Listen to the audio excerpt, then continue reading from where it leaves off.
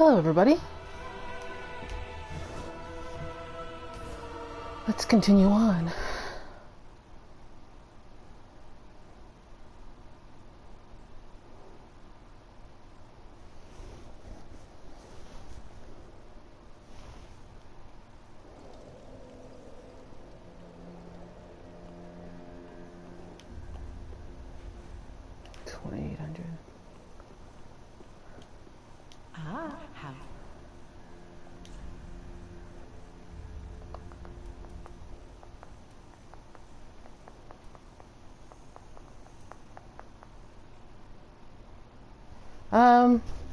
I wanted to play, I think.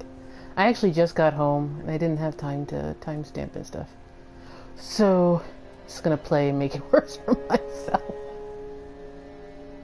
Maybe I'll pick this up for the fashion. Hey, Kill Illuminati. How's it going?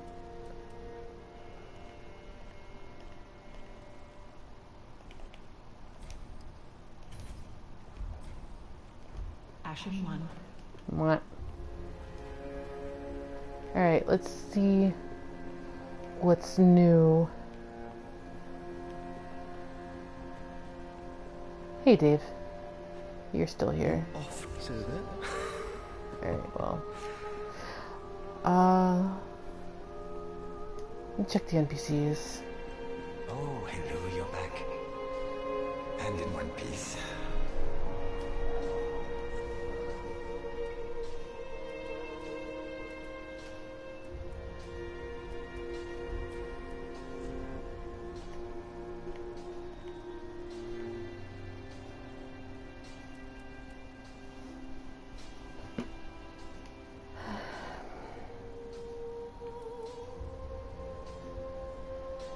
I got the Carthus Shotel. Strangely curved sword crafted to cause bleeding, wielded by Carthus swordsmen.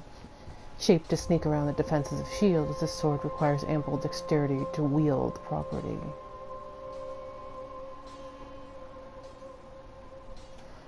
Black Knight sword. No, I just got back.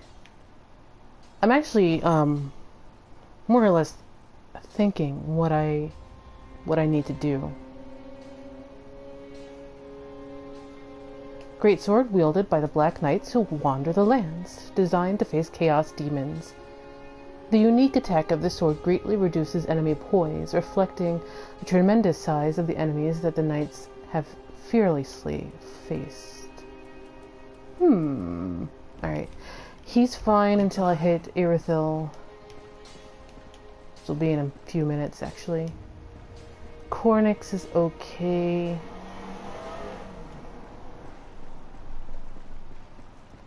Let's check on Irina. Oh, Champion, do you wish to hear? Nope, I don't really. No. Some things about the miracles, especially Caressing Tears. Considering what we learn about Caressing Tears in Dark Souls 2. Heal. Elementary miracle cast by clerics restores HP for self and those in the vicinity. To use miracles, equip a talisman or a sacred chime and attune a miracle at a bonfire. In Dark Souls 2, heal miracles are about a romance. And you don't get a sense of what these miracles actually say in Dark Souls 3. So you can't really say whether they're still about the same thing as they were in Dark Souls 2 or not. Miracles are fruit of the study of divine talents, a blessing received from the gods through acts of prayer. Miracle strength depends on the caster's faith. Yeah, that's pretty much it. It's actually pretty bland considering what they say they're about in Dark Souls 2. Replenishment. Miracle once cherished by cleric knights, which is a very, very vague callback to its Dark Souls 2 item description, which says it's from a specific cleric knight who his opponents thought he was a demon or was using a hellish thing.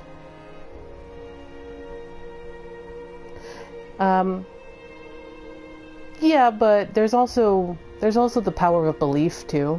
If you believe a certain story means a certain thing, then it's going to do what you think it should do. But the thing is, the stories of the miracles themselves, they aren't talked about in Dark Souls 3 item descriptions. They're in Dark Souls 2, but they're not in Dark Souls 3. So you can assume that what they're about is the same thing in Dark Souls 3. Especially since it makes a very vague reference to the Dark Souls 2 item description.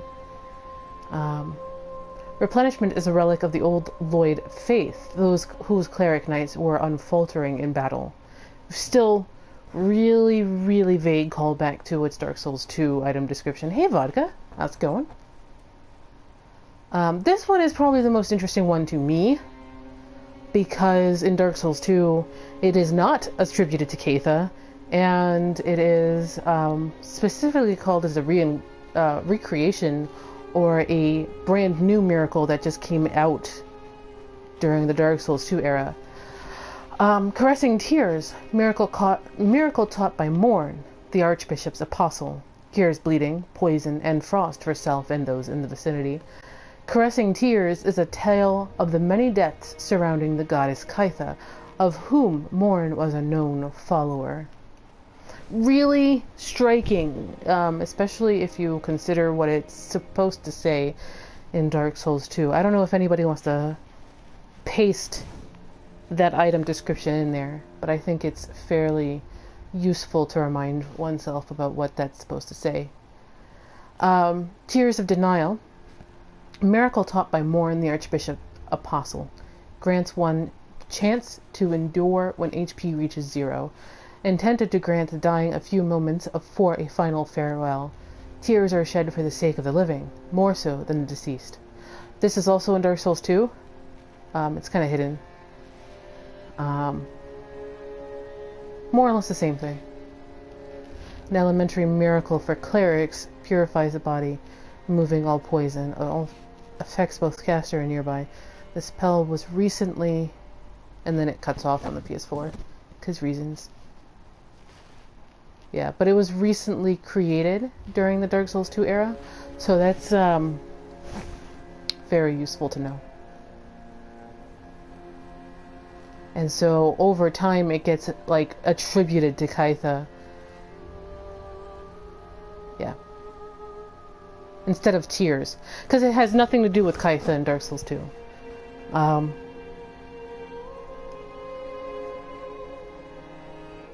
And may not be an authentic miracle. Exactly. So that, again, is Caitha an actual goddess, or is she just someone people created in their own minds? Or is she just another facet of a goddess we already know?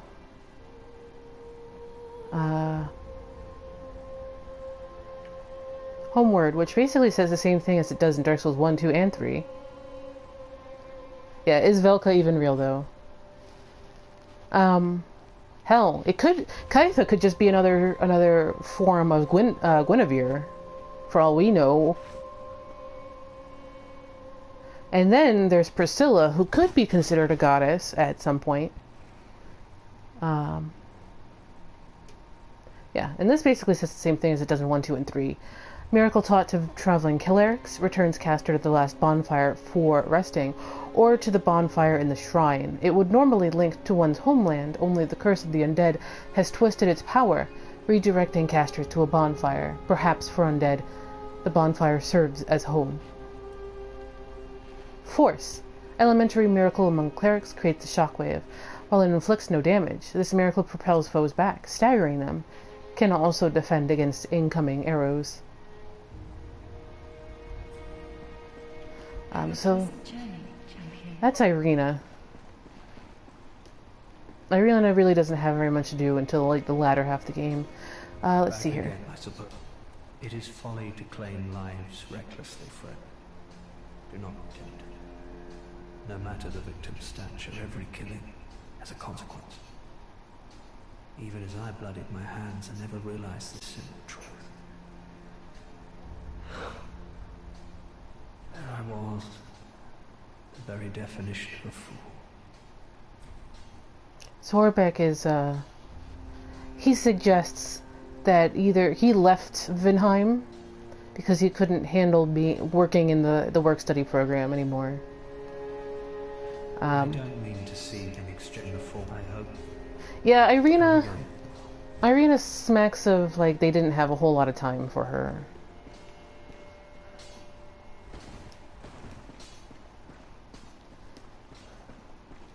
And in a way, maybe the fact that Irina doesn't really have a whole lot of stuff to do is how they consider all of the cleric women all the way back into Demon Souls.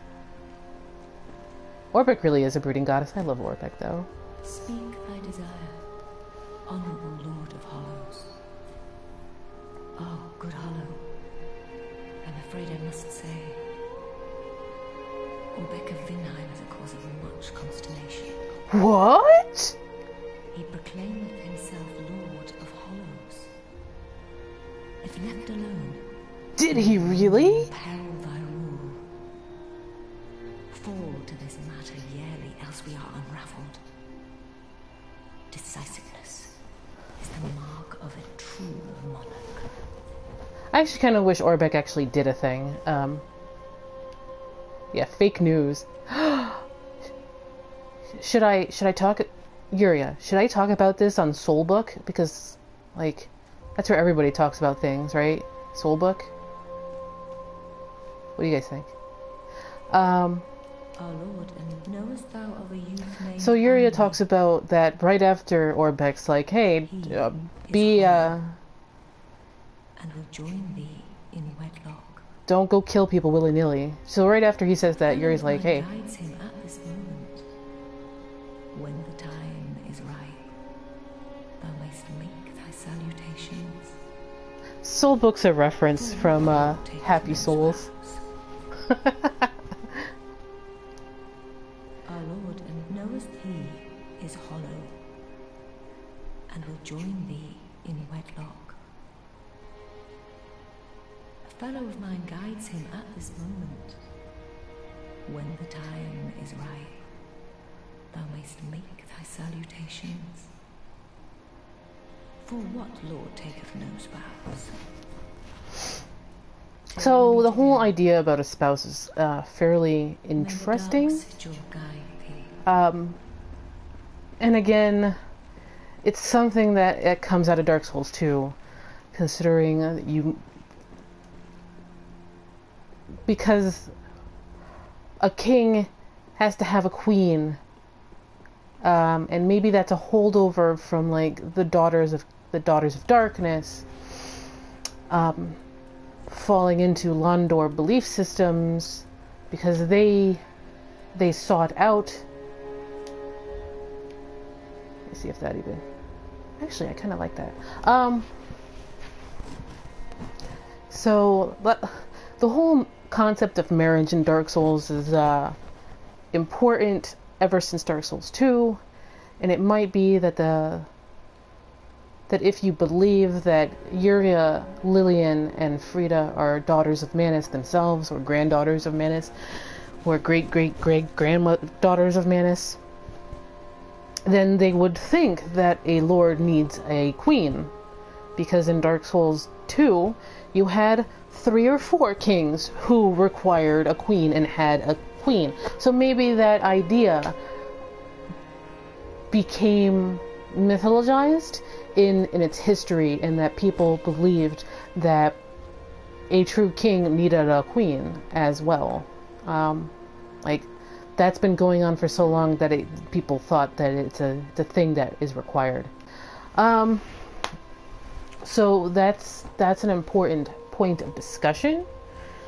And the other thing is, Orbeck starts telling you, hey, be careful of who you kill, and don't go kill people willy-nilly, because I was going to be there. And right after that, you get the dialogue from Yuria. It's like, hey, go kill that asshole from Vinheim.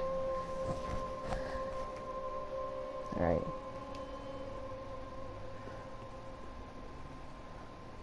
Full-on sorcery pyromancer right here.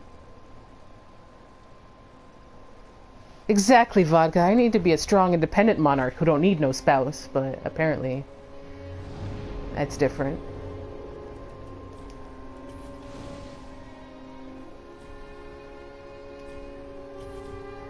Alright, we will be traveling in... Last time we killed High Lord Wolnir. And we're going to enter into Irithyll.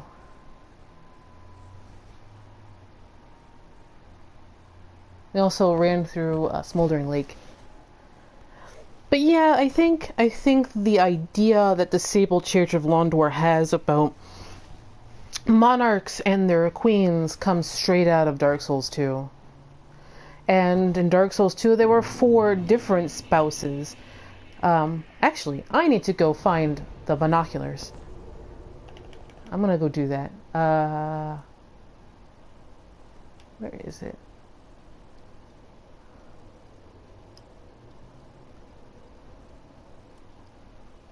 Might as well do Leonhard's thing too, while I'm at it.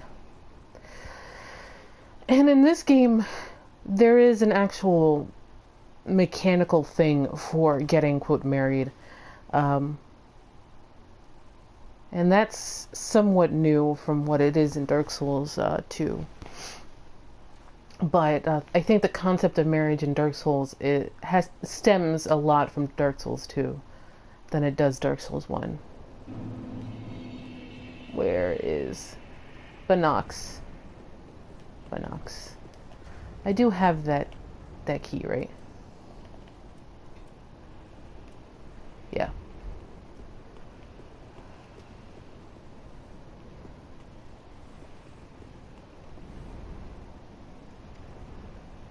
Hellkite's over there. He's really pissed that his friend got killed.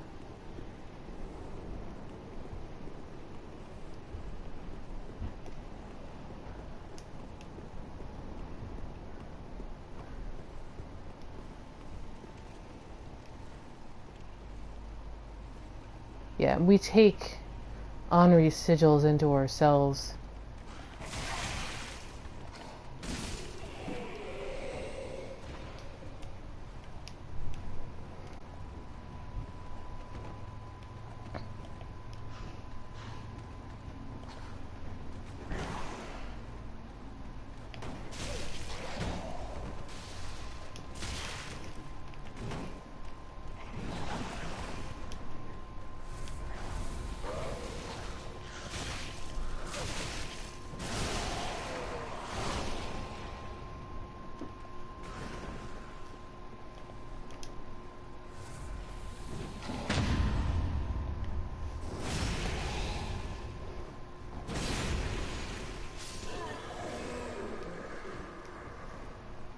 I will never stop trying to be fancy. Loki, come on. Didn't I just get this key? Oh, maybe not. Yeah, they're upstairs. But I thought I had the key for that cell already. Guess not.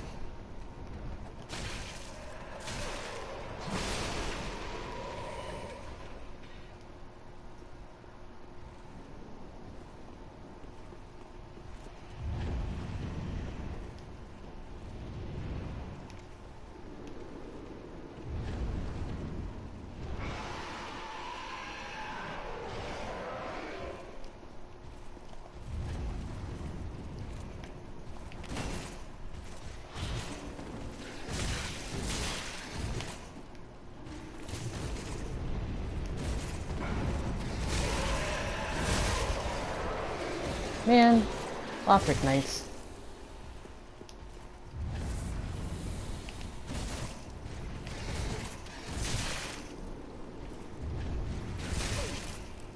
I keep hitting that too early.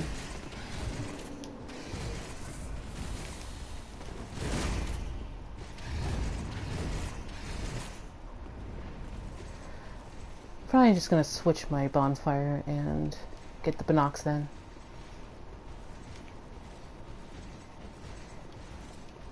Ah, he's coming.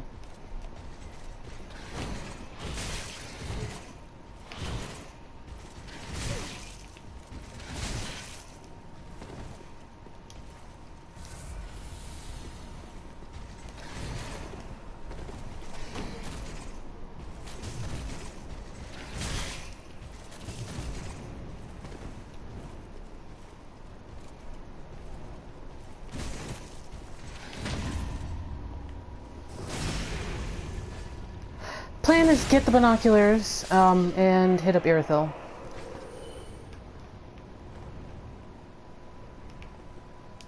Worth? Probably not, but I got the parry on.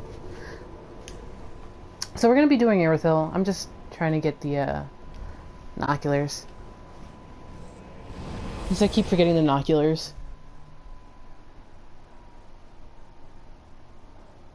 And there's, you know, piles of bricks to look at, you know.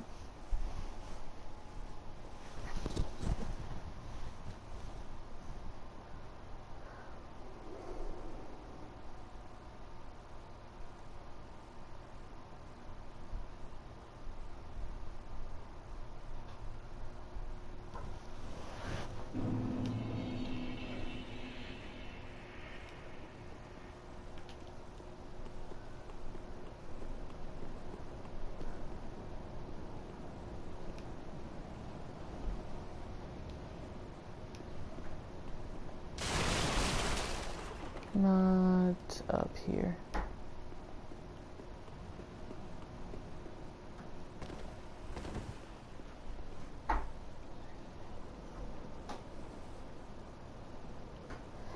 I was pretty sure they're up here somewhere. They're probably where the dragon is.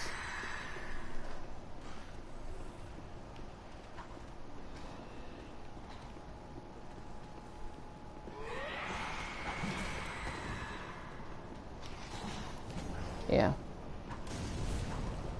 So I didn't come up here last time.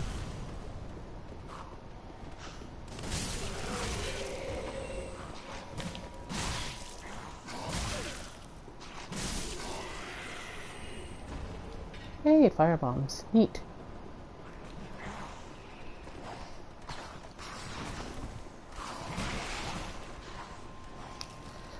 This guy is super dead.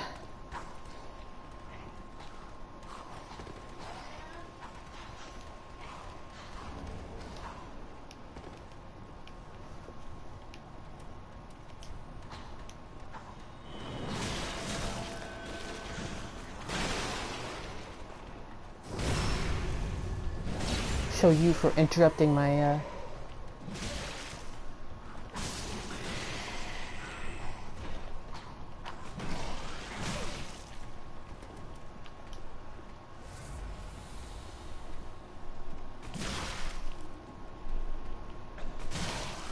I need to stop being so early.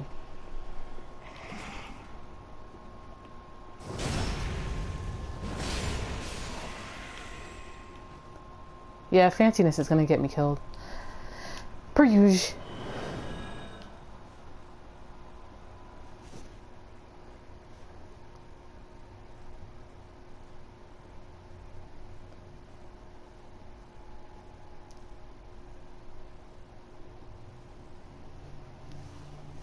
I'm being, like, just way too anticipatory with that all.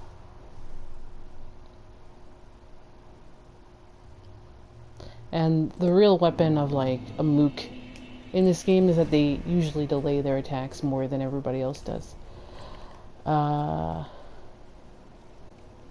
Wolnir.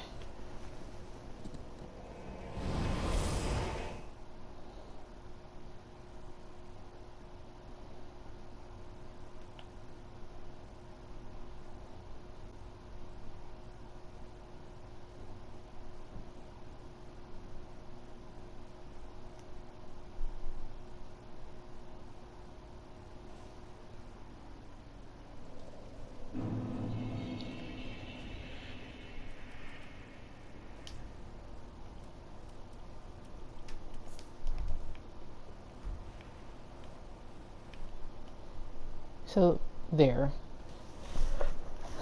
Check out that medallion. It almost looks like an upside down tree, but it's really just a root system of a tree. And I think maybe they do intend for it to be an upside down tree also.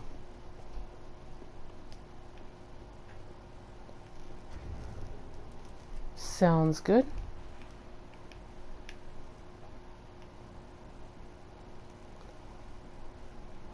So, it definitely kind of looks like the original kiln, or going to the original kiln. Remember in Dark Souls 1 you go down a set of stairs and then you travel to where the kiln is. So imagine that that tree root system is the kiln in Dark Souls 1, and those right before that is the stairs you go down in Dark Souls 1. Yeah, that's the same medallion in front of the old Demon King.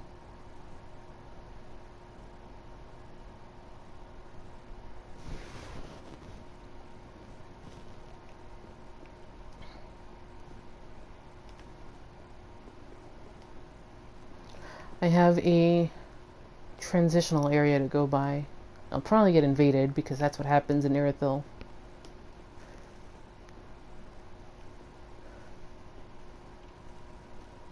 Yeah, very similar to something in front of Looking Glass Knight too in the hallway. Welcome to Irithyll.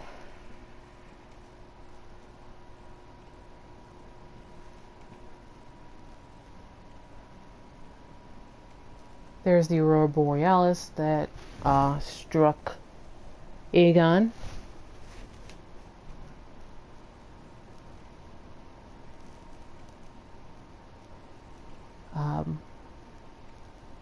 It's my idea that Irithyll has always been here.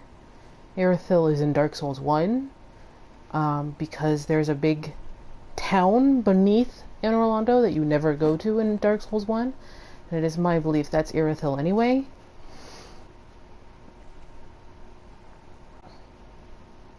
You have to like look down, but the town that looks just like Irithyll is there. But gosh, is this the prettiest area in Souls? It looks like a painting almost.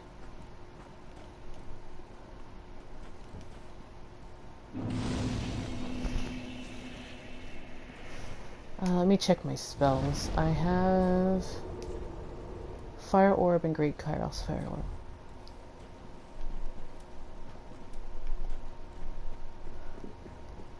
Let's get our butts handed to us by a big alligator.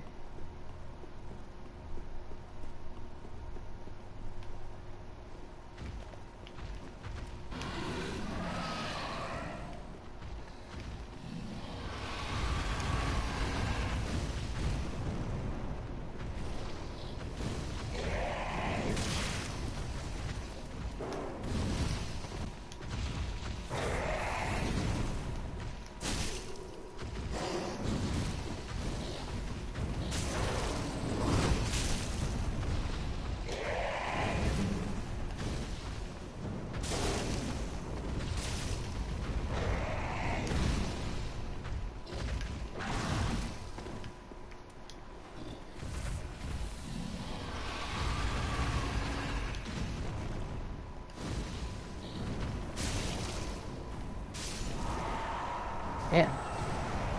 Chaos Fire, throwing lava around does work.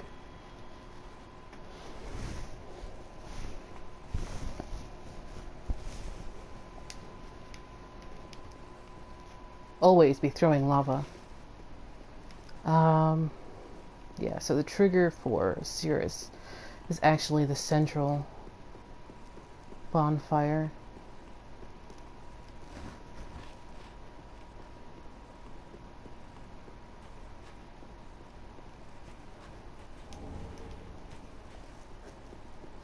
Pyro builds don't come into their own until Carthus. But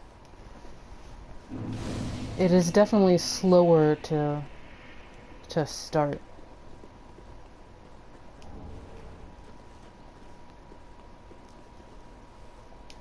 Alright.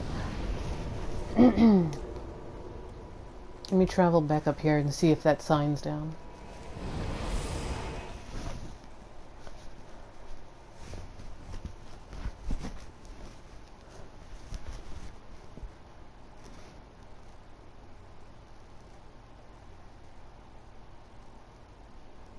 Huh.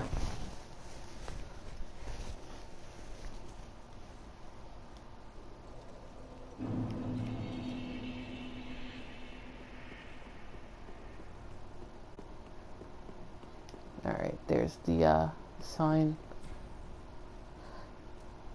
Sure.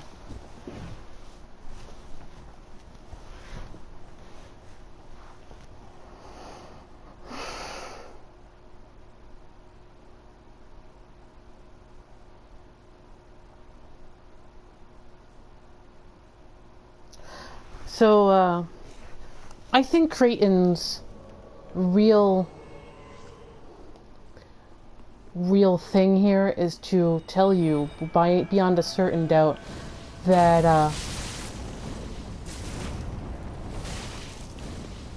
the Fingers are more than likely the Brotherhood of Blood guys.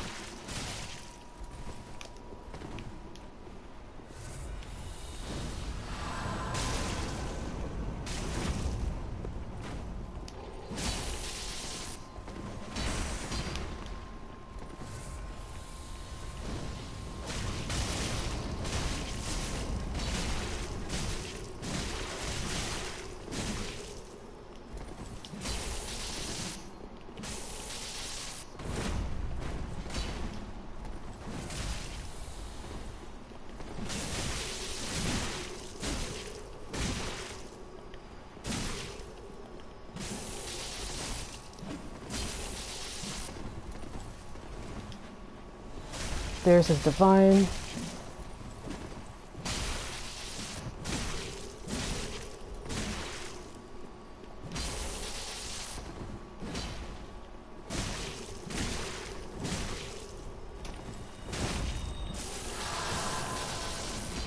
She healed me, but I'm gonna die.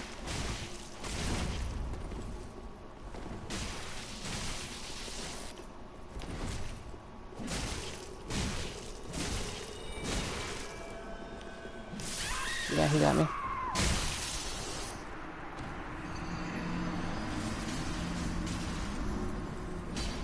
Yeah, Anri will summon you in if you don't marry Anri. I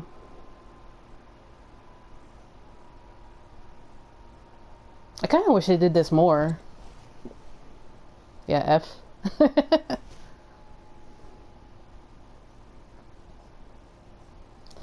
It's the hard part about being a caster in being summoned in, is that because you need 2 Ashen Estuses assigned to have 1 when you're summoned in, you'll have even less than a melee, like a just straight melee character when you get summoned in.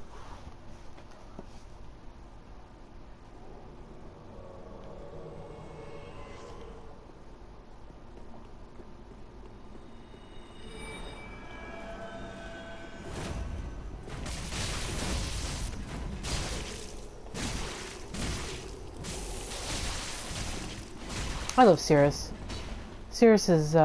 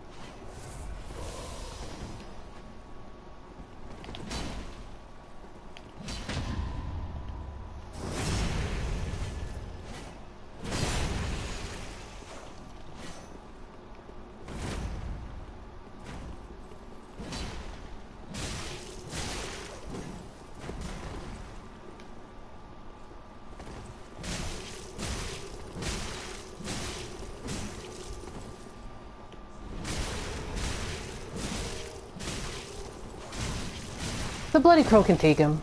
He's nothing compared to the Bloody Crow.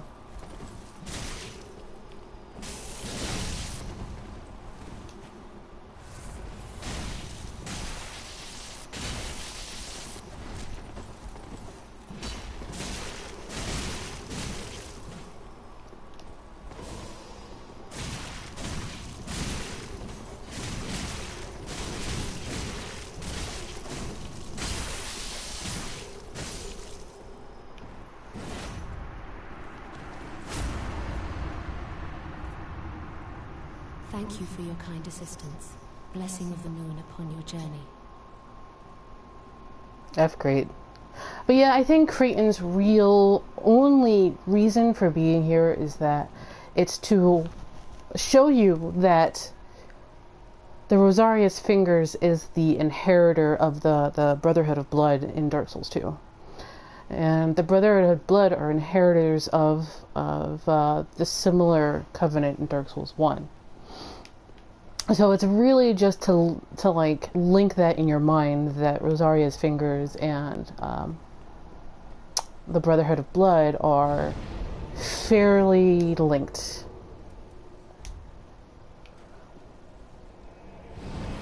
Plus Creighton deserved it. Just saying.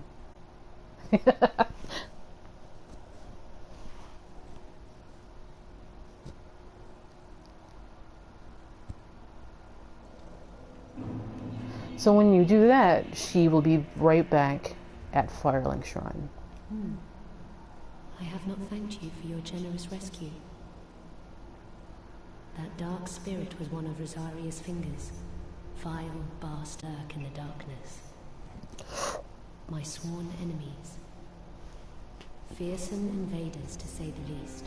They cheat at fantasy football and I everything. would not have made it alone. You have my deepest gratitude. So Silver Cat Ring is your big reward. Blessed Mailbreaker, less so, unless you like Mailbreakers, I guess, but... If you require help on your travels, I offer you my sign. You earn her loyalty this way, Blessing of too. the moon upon your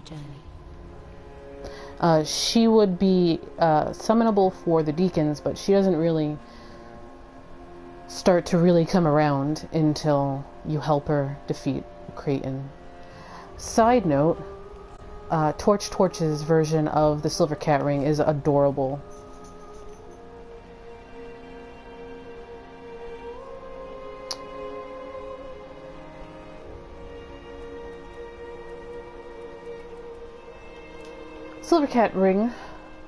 Silver ring depicting a leaping feline, prevents damage from falling. In the age of gods, or possibly just following it, an old cat was said to speak a human tongue, with the voice of an old woman, and the form of a fanciful immortal. Loki, you are not Midir. Why is your butt up in the air but your head is against the floor? You're not Midir, just saying. Oh, silly Loki.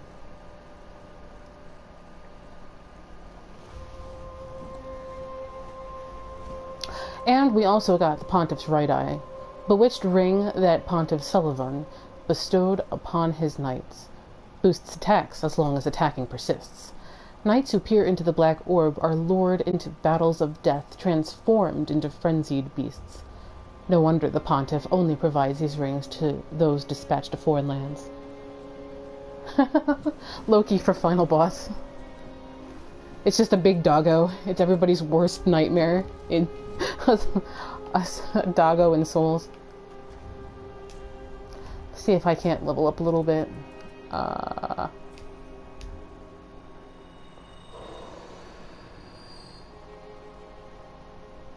Short.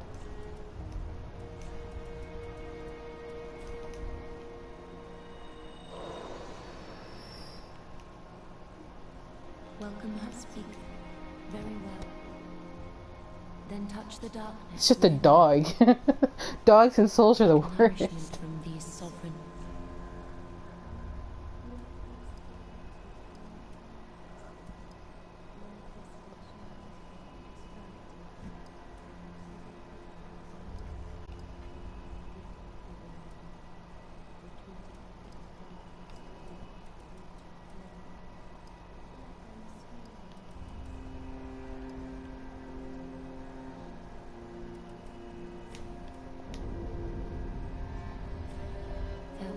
Ashen One. Can I buy any more pyros from Grandpa Cornix?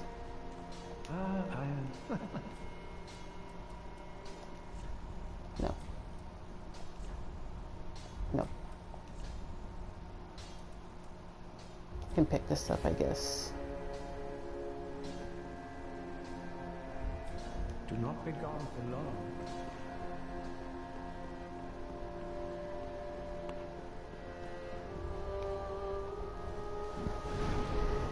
Alright, back to Central Irithyll.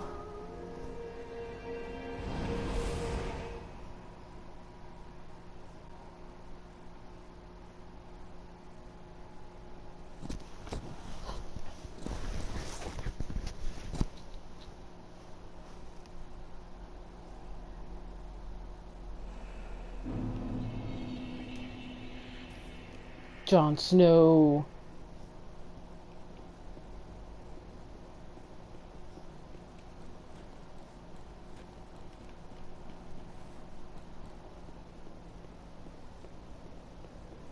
So we have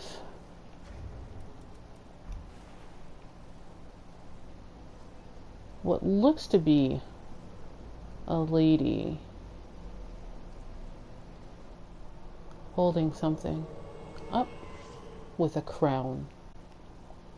But it's a little bit eroded, so hard to tell. You've also got some priests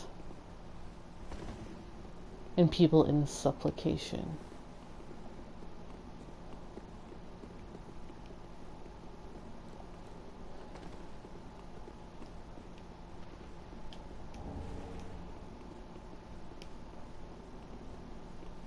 Yeah, the ice cream priests. There's your ghosts, phantoms.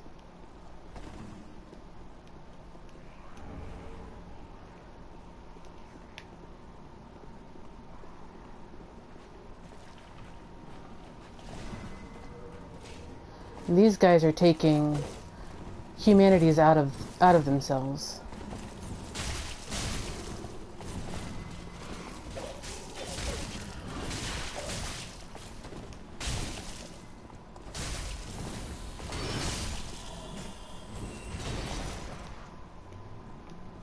These guys are, without a doubt, real.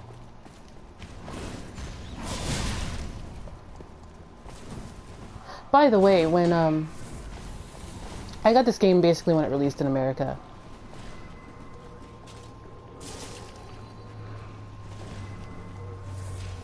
And so my first weapon was that curved sword. That was like what I mained. And like when I get invaded, or when I like invaded somebody, people just didn't know what to do with the weapon art because they just didn't know. Now I guess people know what to do with the weapon art, so it's not the biggest deal.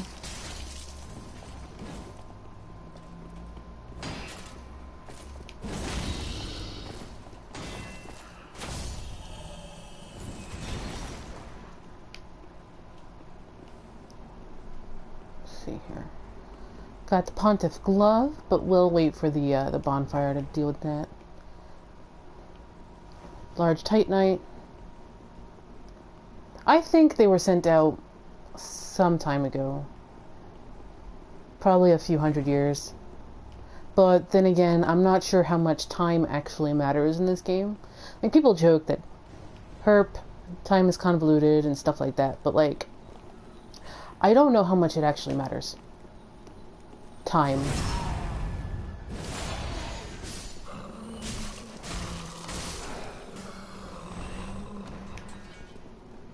One thing that Aegon missed, and I keep forgetting to drop a line on that video, is that the Irithyll slaves are all women.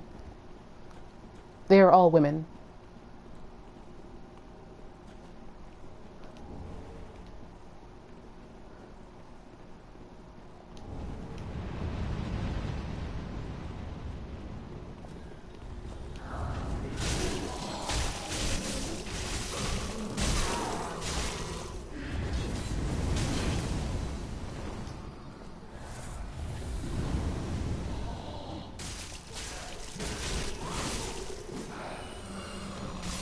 They're wearing the rags of a dress. If you can take a quick look-see.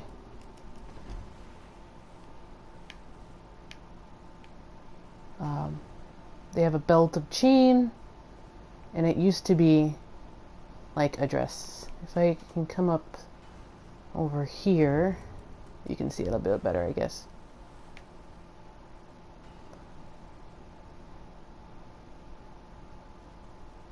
They definitely strike me as they were all women. It's like a ruffled collar or something.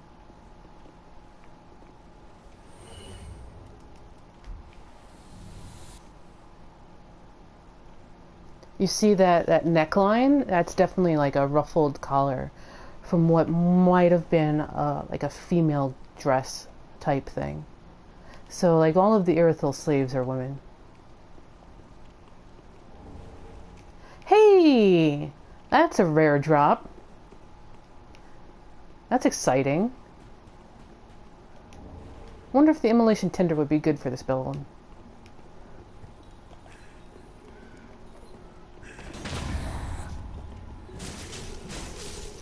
Y'all, did you see that?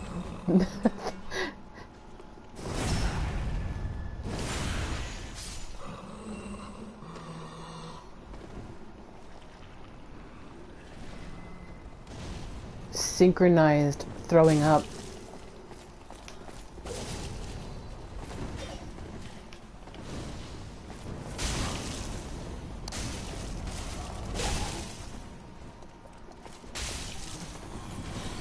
Man, Chaos Fire Orb is nice, just for the extra, like, AoE damage, if they're just standing in it.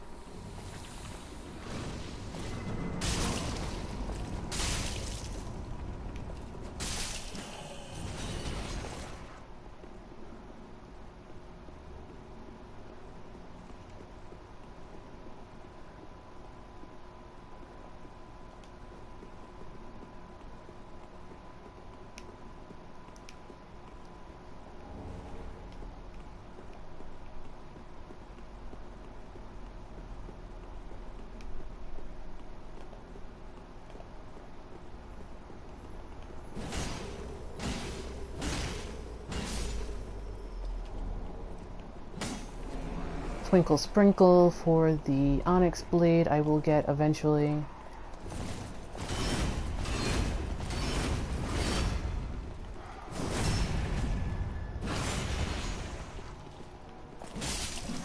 Funnily enough, when I do a dex build, I get drawn to curved swords. I don't get drawn to katanas in this game, but I do get drawn to, like, curved swords.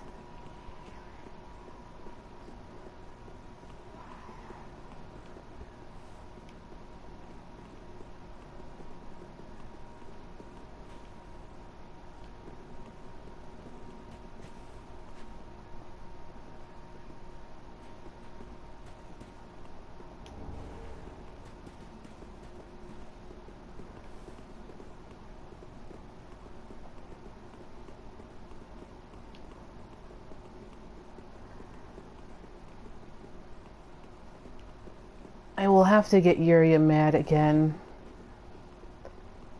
but I'll do that soon.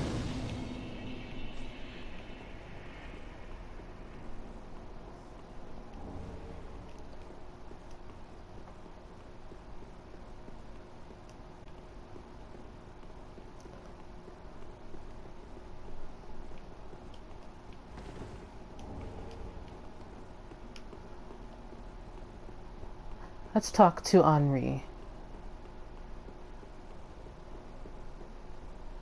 Oh, I thought it might be you. Good to see you. I never managed to find Horus, but my duty must be done, even alone, as an unkindled Lord Seeker. He feels dubious about that. Bless their souls. We all have our reasons, don't we? Please. Probably the most poignant line Recompense for from my Anri. request, and also a token of protection. May the flames guide your way. It's the Ring of the Evil Eye. Ah, brave indeed, to face your duty alone. I would do well to learn from you.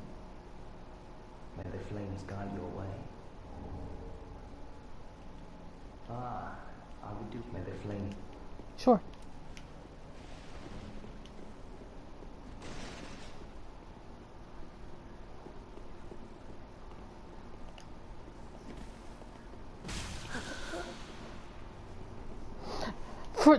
And I'm not being funny about this, but whenever I hear female Anri, I can't not hear fake Yosefka. So I don't know. Oh my, you are. But I'm afraid we require more time. As long as it takes a dark droplet to fall. That is all. I really love that turn of phrase, as long as it takes a dark droplet to fall. Oh my, you are.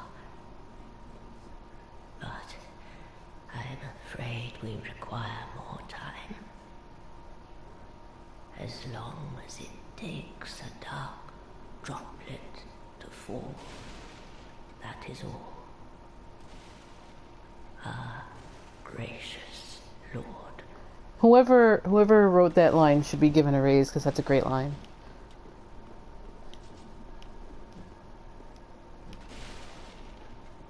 Alright, let's go fight Creighton, and then I might have to send you back. Or maybe I'll just open up all of the shortcuts and then make Yuria angry.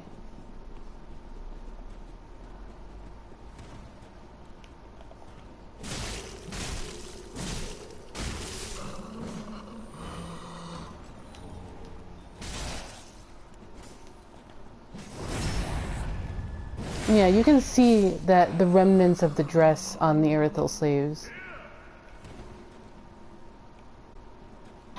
Creighton should be over here, right?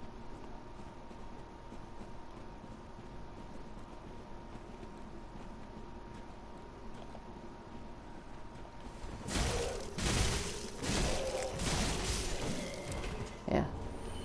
There's that. Take that. Take that. Do this.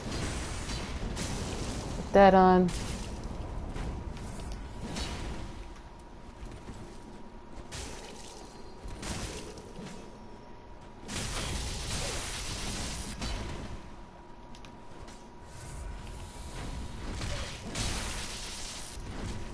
Man, that axe of his.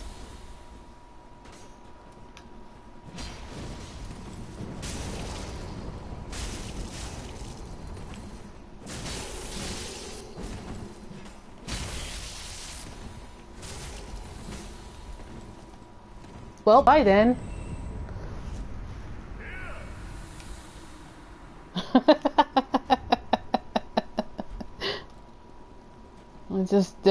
Just panic roll himself. Just panic roll himself right off.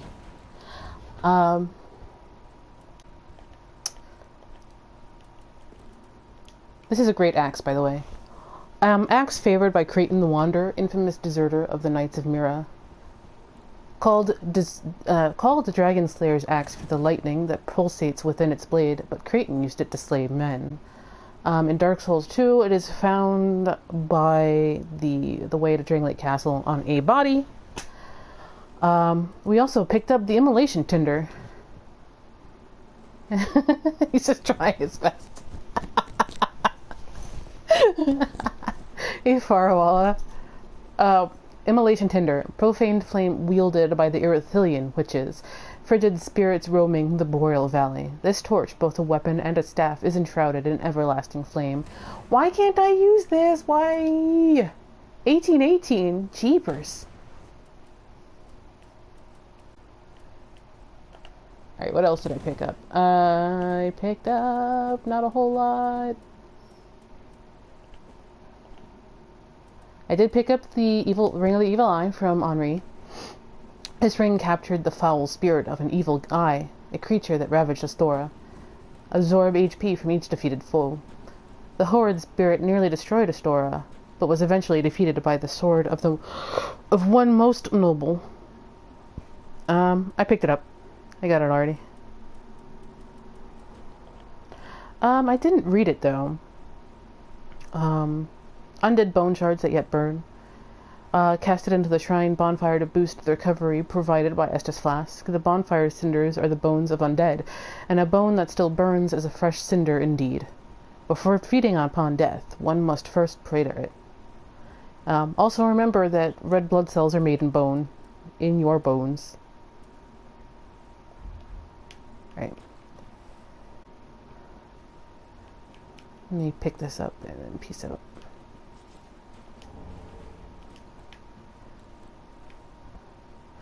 That's Yorshka's tower.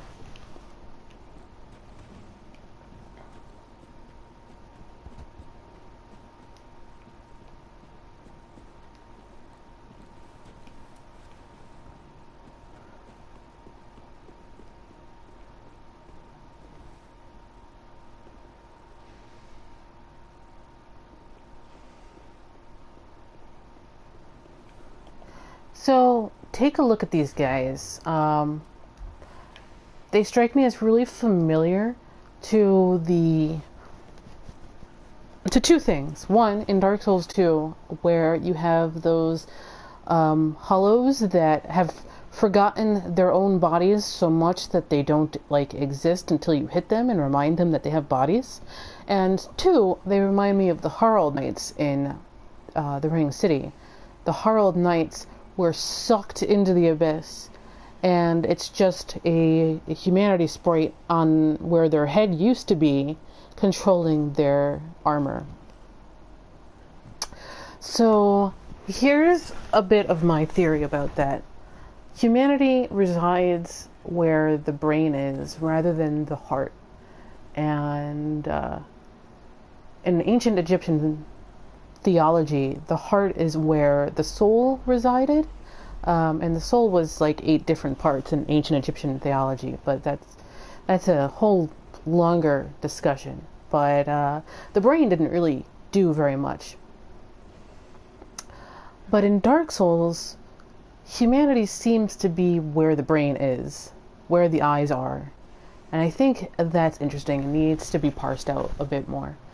But you see this with the Harald Knights, that they only kind of occupy the head. And the Irithyll Slaves have forgotten their bodies so much that they're really just a humanity sprite where the head should be. And I find that fairly provocative.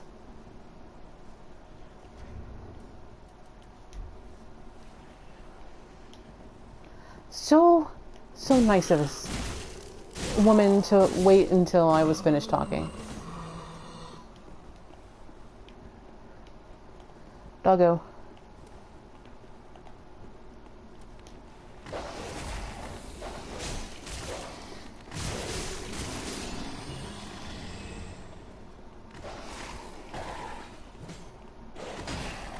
Human doggo, by the way. Pontiff Sulyvahn just got up to just Aldia things, I guess.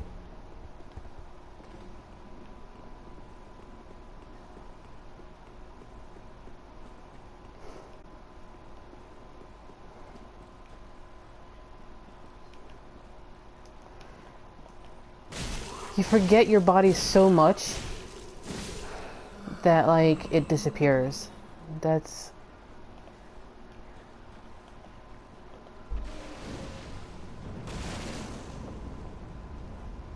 I just want to throw lava.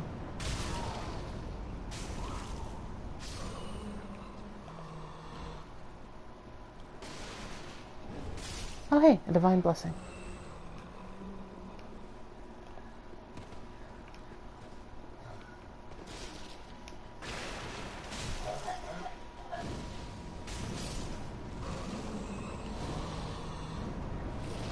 Me and Freeming just don't get along.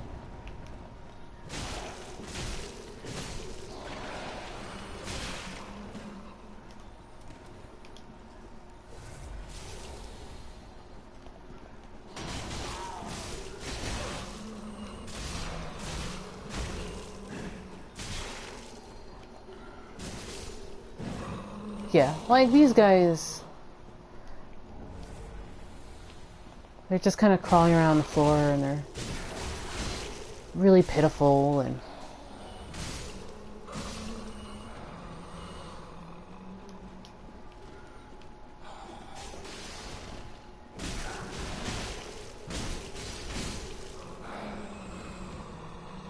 I probably need to like upgrade my weapon.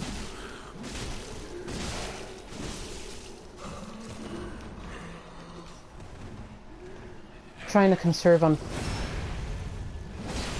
upgrade materials because I don't want to stick with this weapon too long, but it looks like this will be the weapon until I get the Onyx Blade.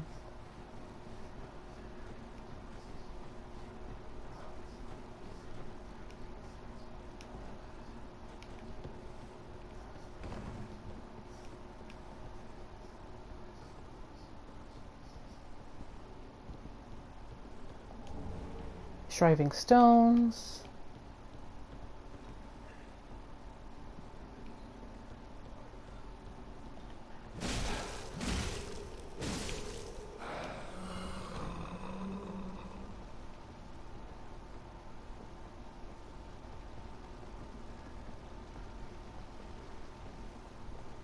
Well, by then.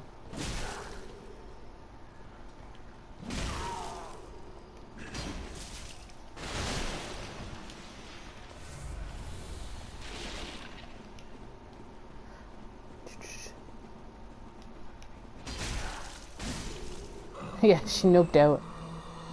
It's like I saw that axe. The blue bug pellets are said to be created by the Irithyll Slaves. The Irithyll Slaves would make them, and so the elite would eat them so they wouldn't catch cold while they're here at Irithyll. But the slaves are charged with pretty much making them.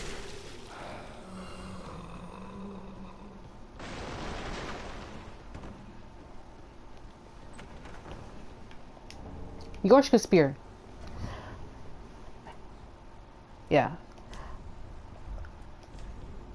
Yorshka Spear is super interesting, if only because of the weapon art. So let's read that, like, right now.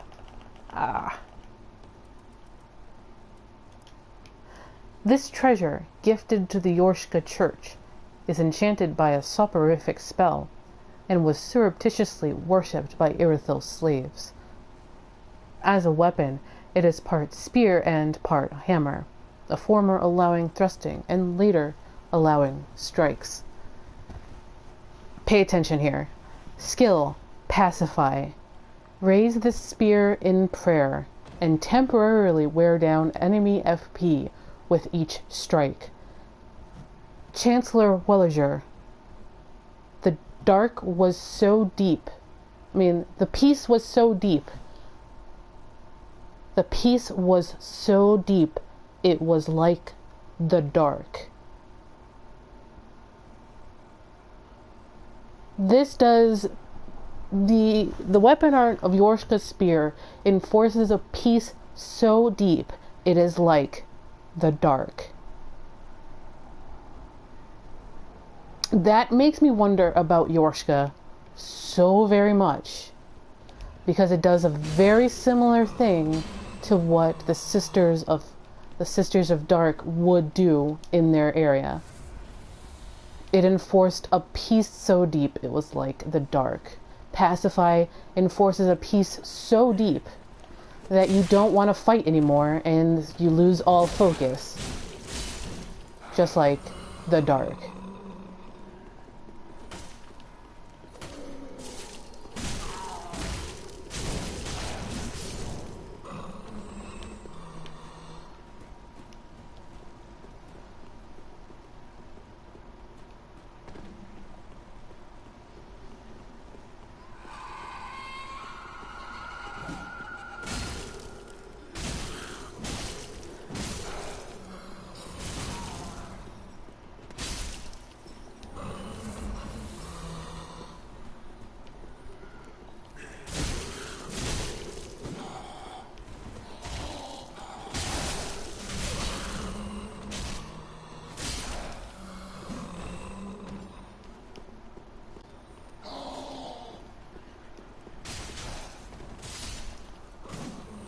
No, it's not this one.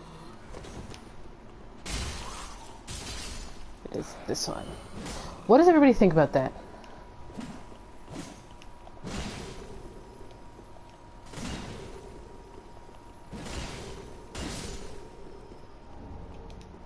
Twinkle sprinkle.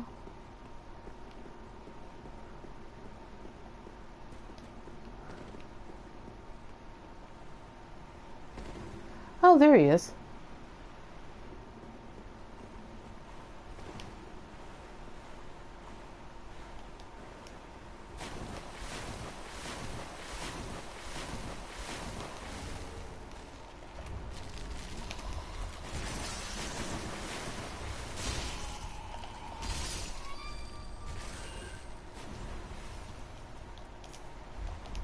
Just gonna do this real fast.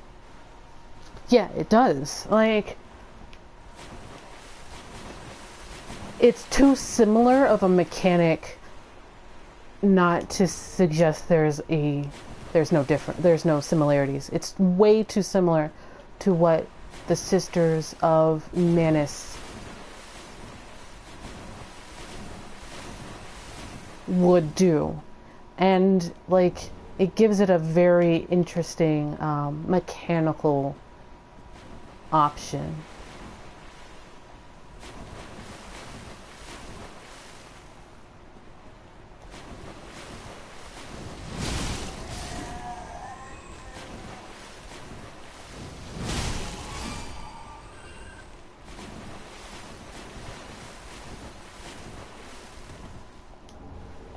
That's great heal. The only thing I'm annoyed at is that because I'm invaded, I can't hit the bonfire right there.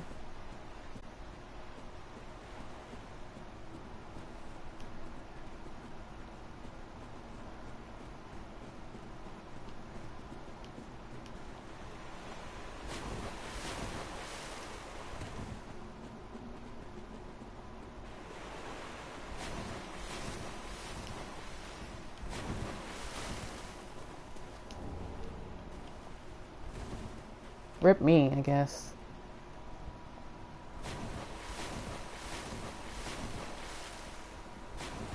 Like, maybe.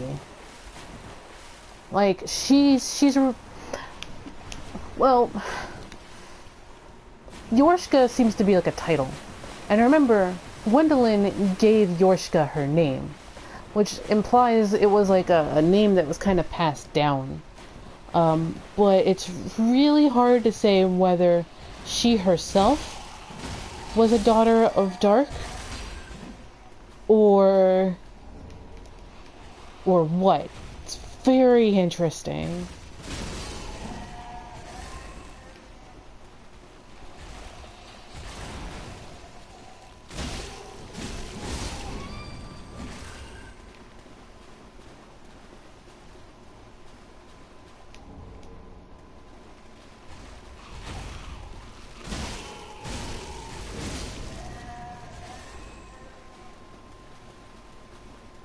Maybe.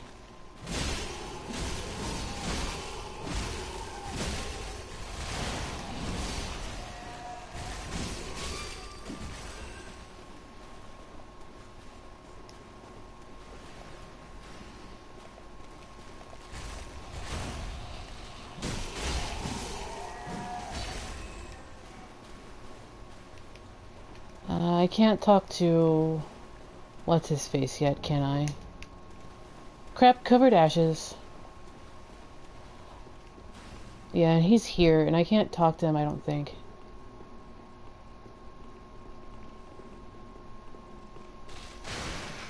We're just gonna go around him.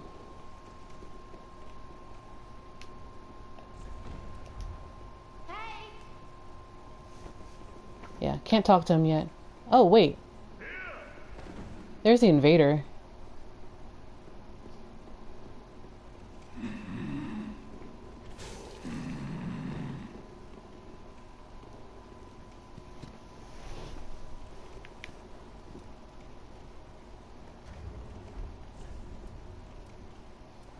Just gonna wave, I guess. Yeah, I don't want to hit Siggy, and I don't want to talk to Siegward yet, because I haven't talked to Greirat to send him pillaging. So I guess we're all at an impasse.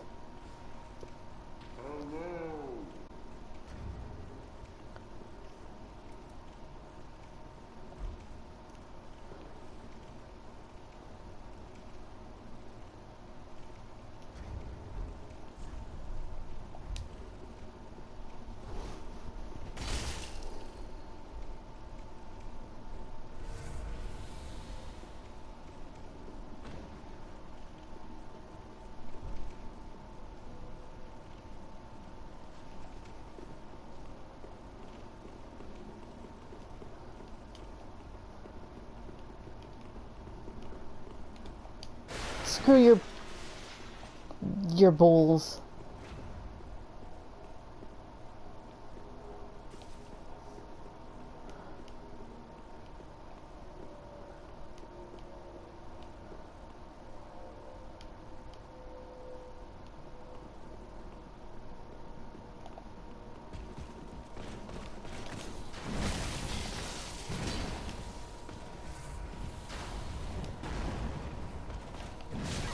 Ah, damn it.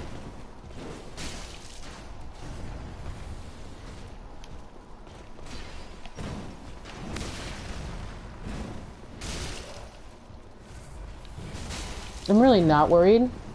I have, I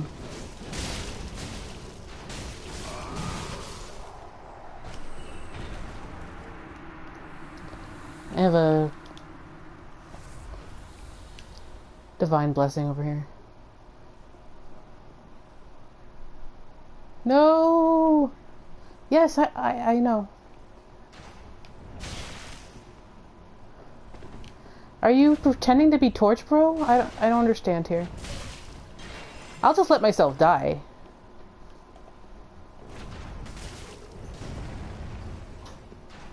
I don't have any more. I'm definitely not using it. No, don't worry about it, Toby.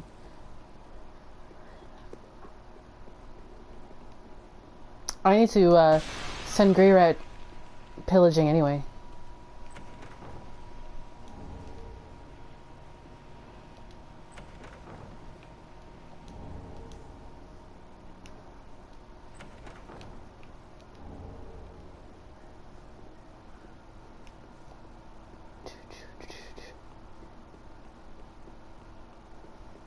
F Toby.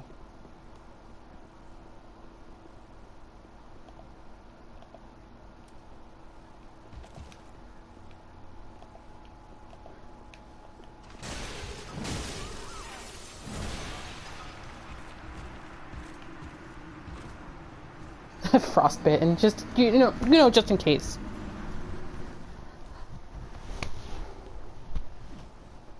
Frostbite is very good these days. As an aside.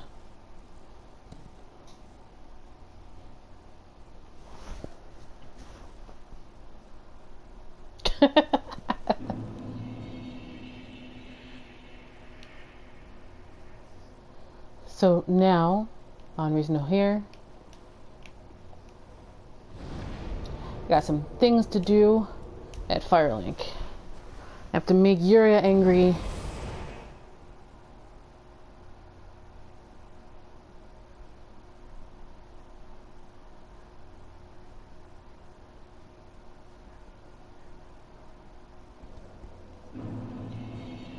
First, we gotta level. Get rid of as many souls as possible.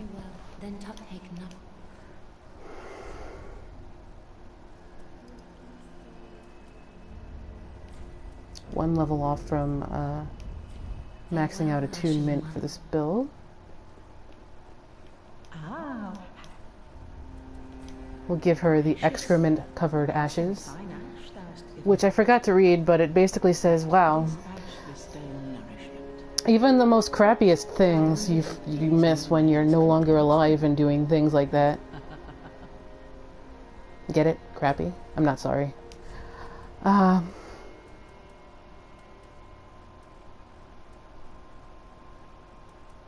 hey, we can start getting the Abyss Watcher stuff now. Ashen One.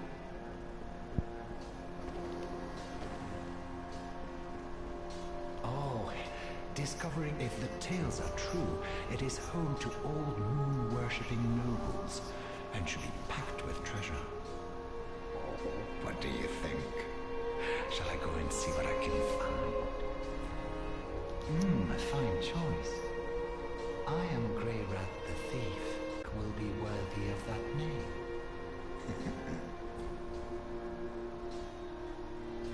Goodbye. I will leave for some time. So long for now. Do stay safe, you hear? Or my efforts will have been for naught. Yes. Now it's time to go make Yuria mad.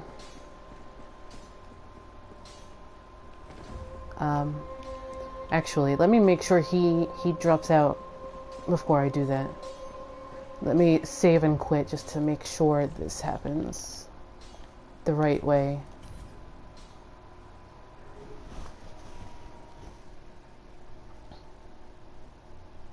Because once I make Yuria mad, I can't come back to Firelink until I'm all set with Velka. Greirat is so great. I love Greirat.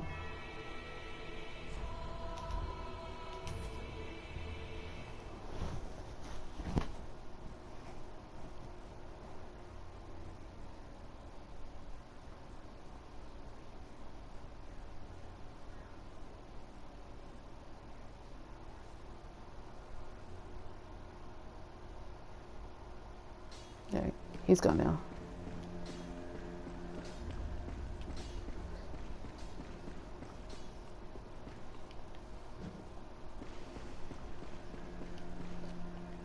One, two, three. Bye.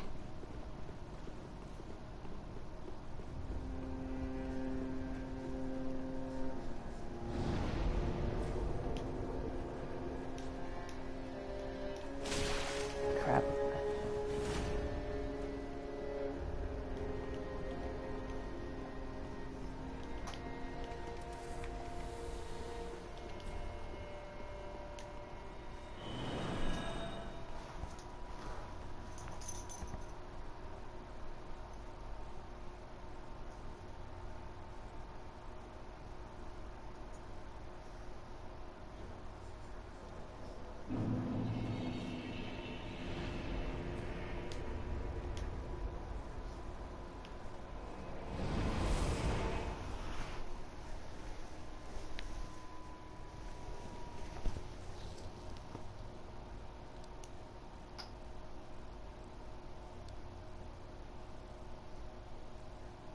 Nah.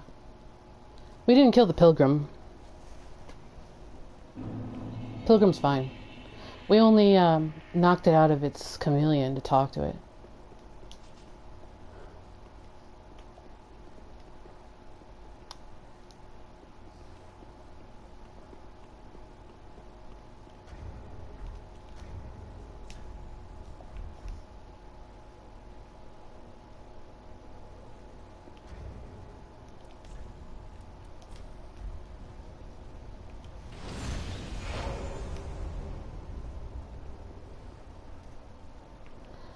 I attacked Yuria so that I can... Hey, Dengle!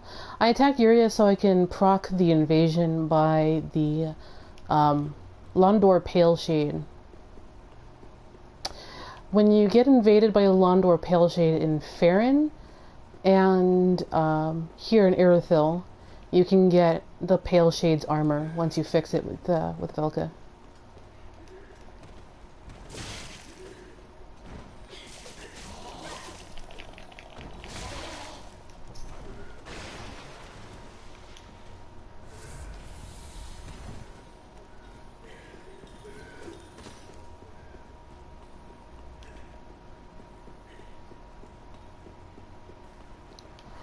But yeah, the only way to get Londor Paleshade to invade is to have either failed the quest in some way or aggro Irithyll, which technically is failing the quest, but you fix it with Velka and it's fine again.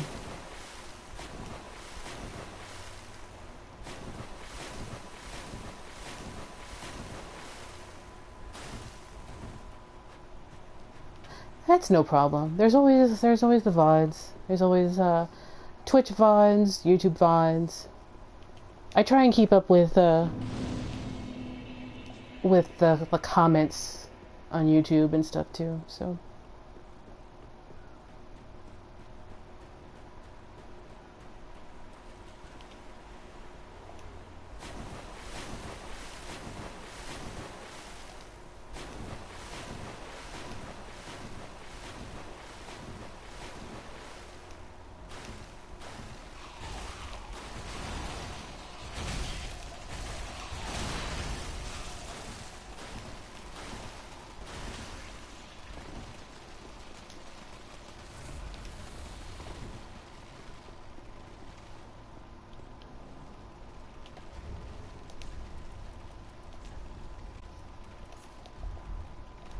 All right.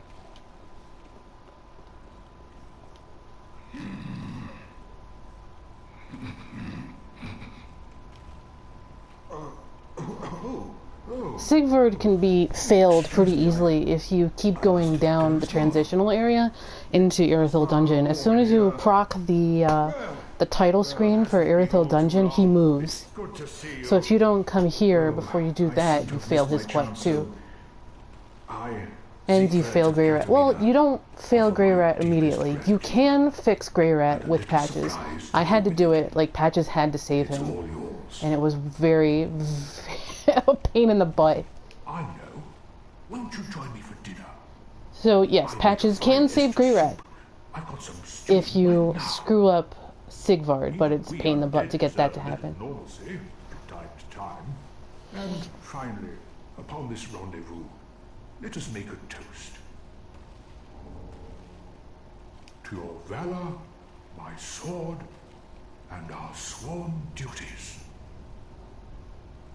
Long may the sun shine. Like, the quests are a bit more interesting, but they're very easy to fail. Somewhere, hidden right here in Irithyll, is a deep dungeon. And even below that, the profaned capital, home of Yorm, the reclusive giant lord.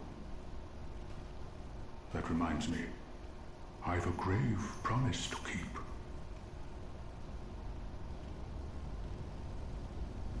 Oh, sorry. I'm afraid I've cast a cloud over things. Well, I'm going to have myself a little nap. The only thing to do, really, after a nice toast.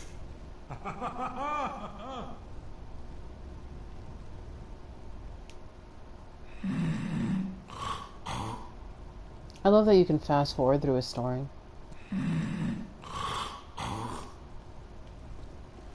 Well, see ya.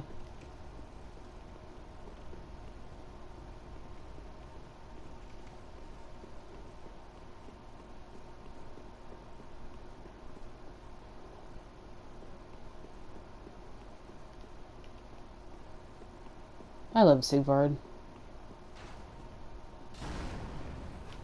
A new game plus, there's a ring right here.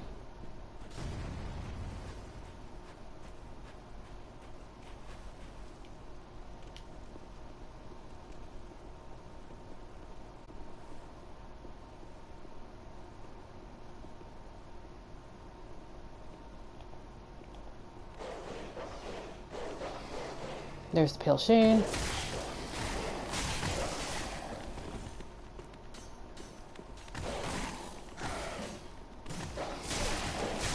Come on, friggin' doggos.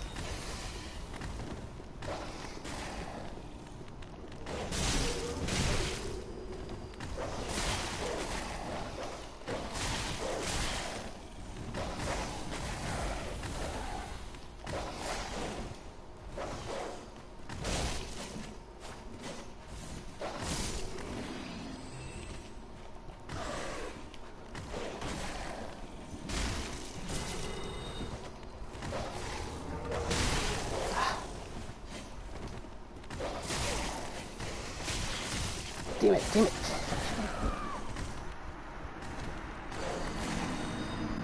I hate hate the doggos because like you have to kill the doggos to be able to fight the Londor Pale Shade, and Pale Shades by themselves pretty easy, but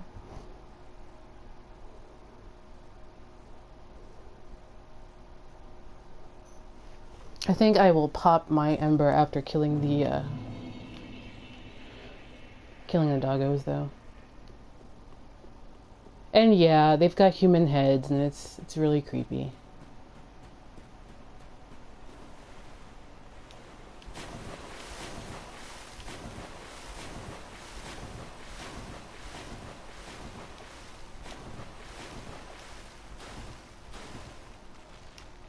Hey, kill.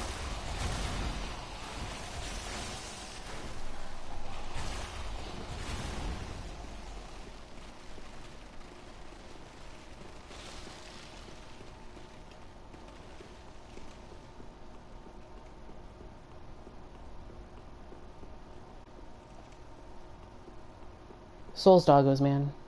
Secret weapon of Pale Shades and Miyazaki's everywhere.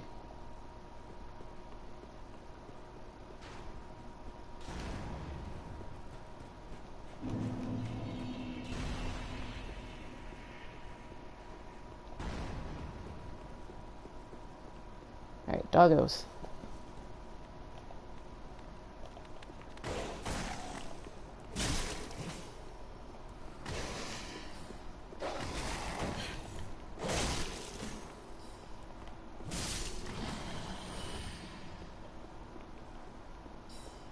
Yeah, if only.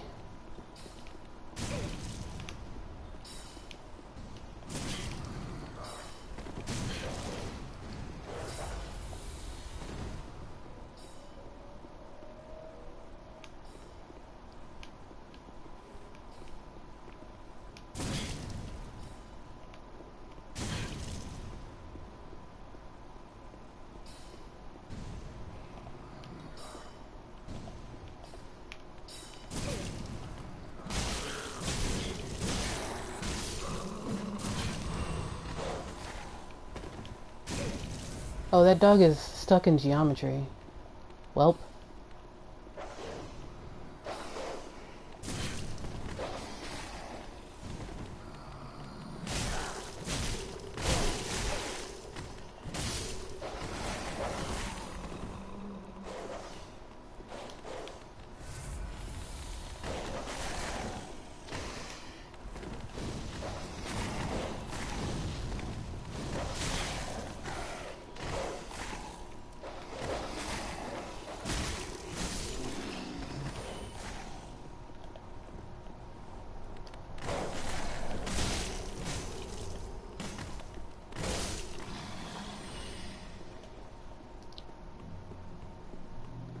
Alright, let me grab the shortcut.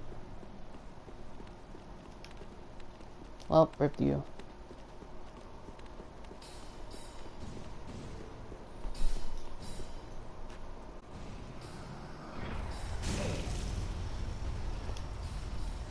In case the Pale Shade kills me, it'd be easier to come back down.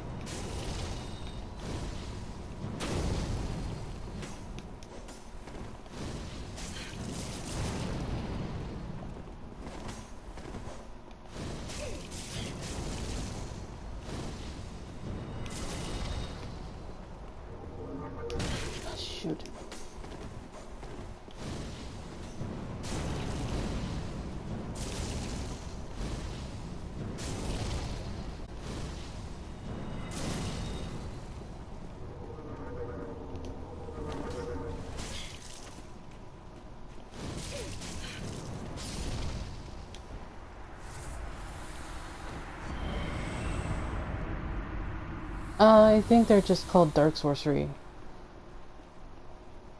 Alright, so Pale Shade is dead.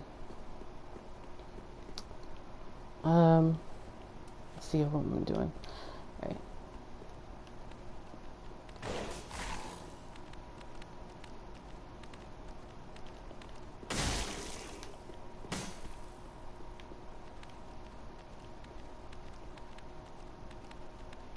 Well, whatever.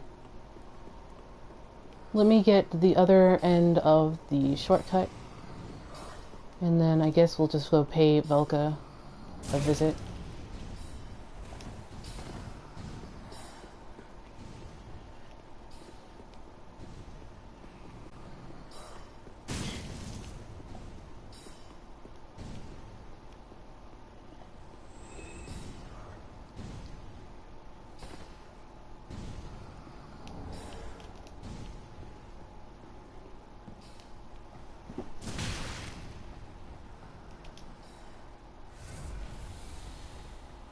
My favorite inclusion in Dark Souls 3 is being able to Estus on a ladder.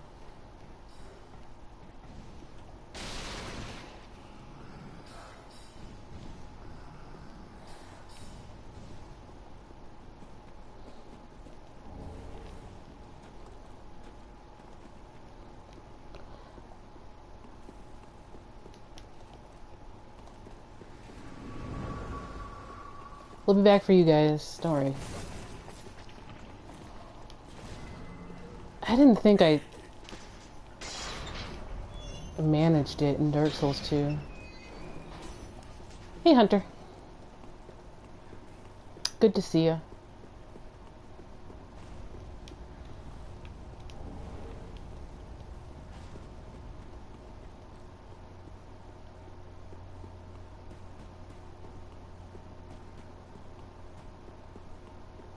Alright. Velka's still, Yuria's still mad at us, so, let's go pay off Velka or something.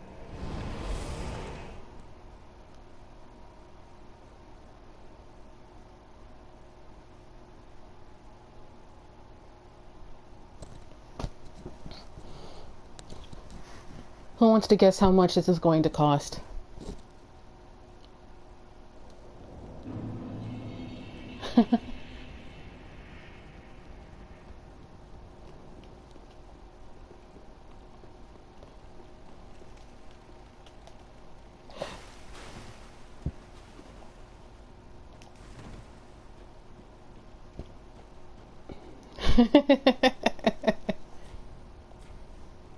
$50,000 souls. No, hold on.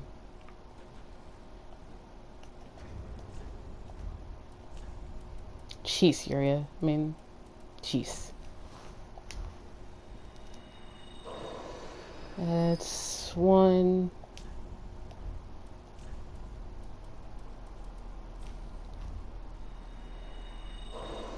2.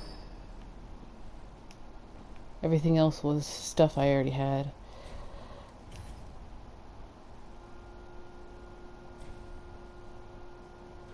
Alright. So now Yuria is no longer no longer mad at us. I am a small country.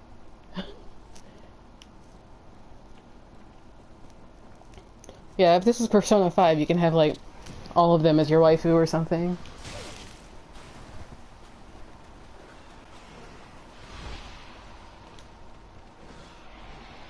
Man, that camera's changed. Camera's been freaking out with big enemies lately.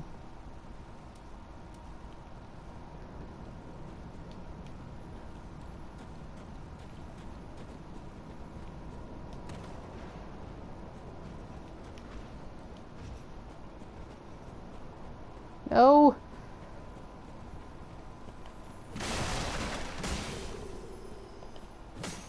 Damn it. Stupid crystal lizard. Anyway. So what do you get for 85,000 souls?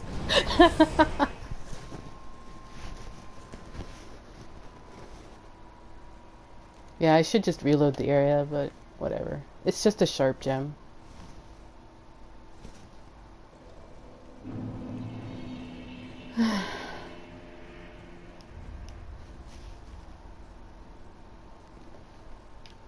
Wrong one.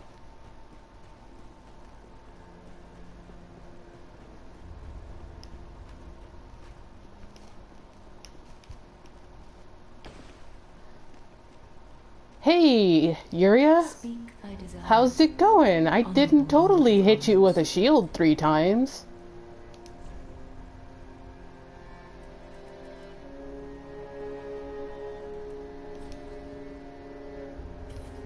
Let me pick that up, I guess. Till we meet again. This body appears in Firelink after you... Once you defeat the Londor Paleshade twice. Once in Farron Swamp, once again in Irithyll. This body will appear. It carries the Paleshade armor, which means it is one of the more expensive armors in the game. At 85,000 total. So what does it say? After spending all that time to get it. Start with the Sneering Mask. Gold mask worn by those who kill in the name of the Sable Church of Londor. Which means, when Yuria gets mad at you, she sends her assassin after you. And I'm not sure if it's the same pale shade that she sends both times, or it's the same one, but she sends a pale shade after you twice. It's probably the same guy, and after you defeat them twice, they appear to Yuria and, like, die in front of you, in front of her, like, whatever. A faint, kindly smile is bound to the surface, giving them the moniker Harlots of Death. Harlot is a derisive term for a woman, as you might know. Yeah, they're definitely female. Again, ladies are... There's a lot of oddness. I mean, as a woman myself, it's weird to see how this game and its entire franchise kind of sees women. Protagonist notwithstanding, because the protagonist is a cipher and it doesn't matter what gender they are or how they identify themselves, but women play a very intriguing role in Souls. But yeah, a harlot is basically a prostitute, it's a name for a woman perceived to be loose. Yeah. It's a derogatory term. Anyway, what lies beneath that expression, however, is nothing more than the face of a darkly shriveled hollow. Also notice how it looks very similar to a cleric hat. Same sort of wide-brimmed hat between the two.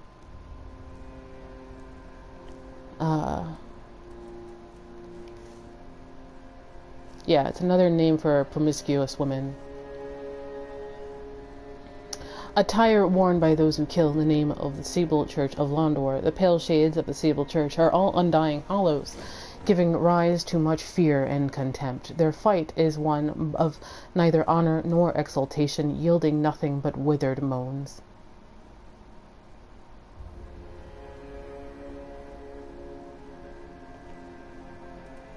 It's pretty much the same for the rest of it, I think, too. Yeah.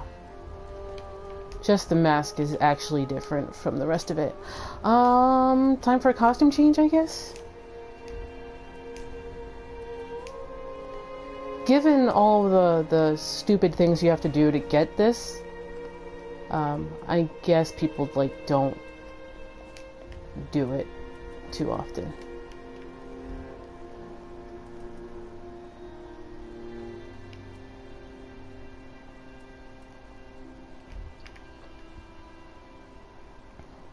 Especially if you want to keep the quest going, you have to, spend 85,000 souls to do it.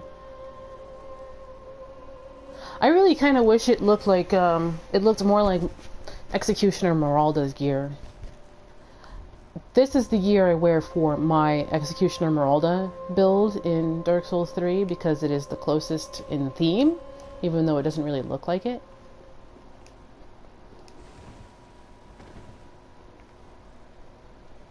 But yeah, I figure this armor set is one of the rarer ones because of all the crap you have to do to get it. So I'll wear it for a little bit.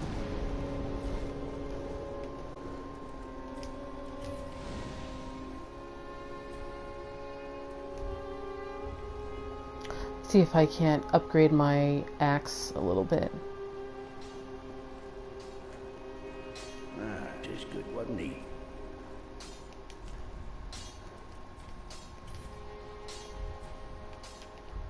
Yeah, they're like clerics, but not. And like if I switched for the maiden, it would work. Except the maiden is like ecru, while the pale shade is more white.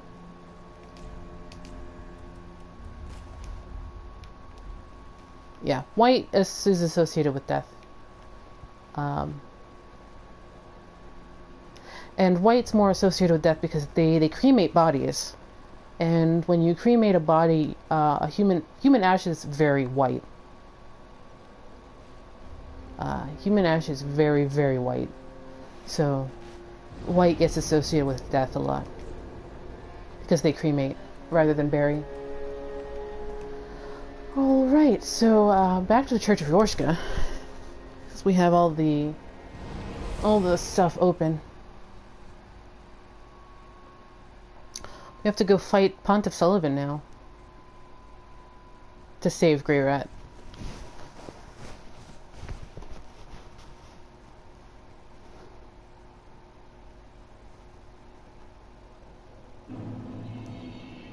I'll meet you guys, if you're gonna come and help for Pontiff Sulyvahn, I'll meet you in front of the boss door. Because I have to grab Pale Shade and Goddard for their gestures.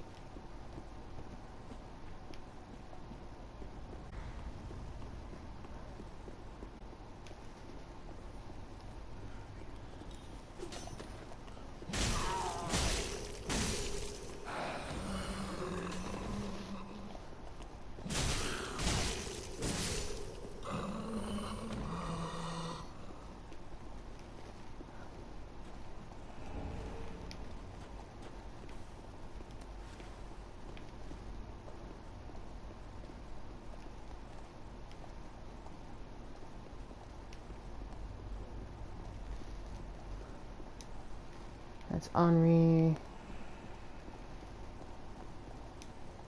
Blackheart Guard I need for his gesture.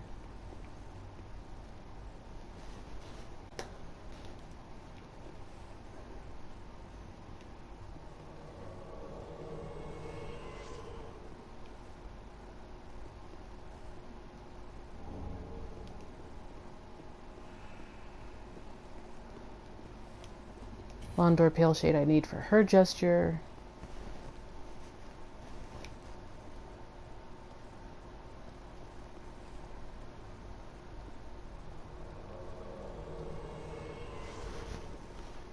She carries a Morian blade when she's summoned in to help. Let's kill these guys.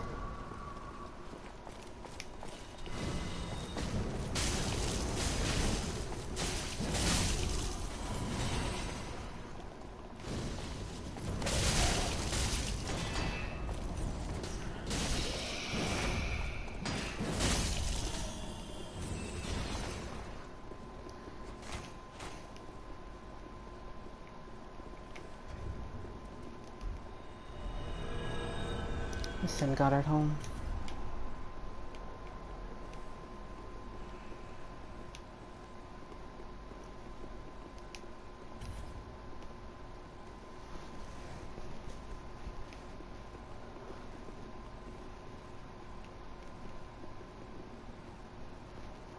I actually never really took in Pale Shade before to Pontiff, so I want to see what Pale Shade actually ends up doing.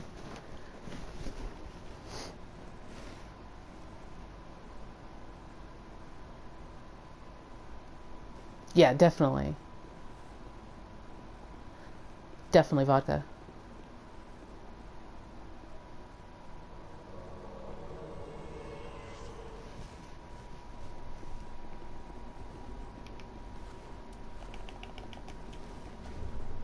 Alright, let's go.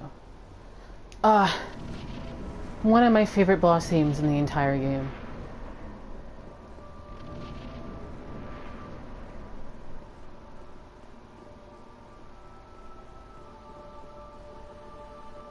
Turns on his swords now.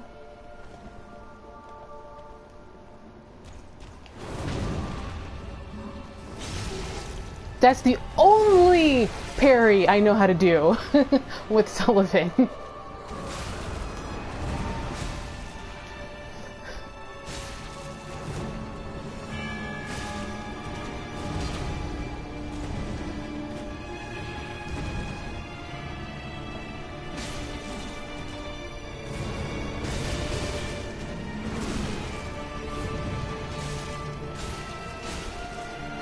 That's like the only one. Because that timing is the same every time.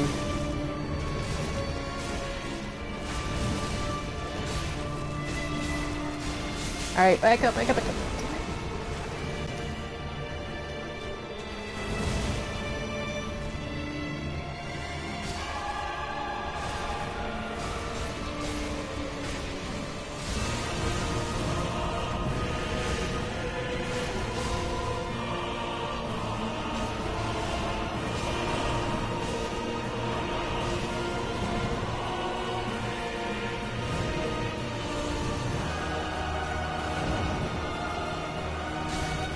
Out.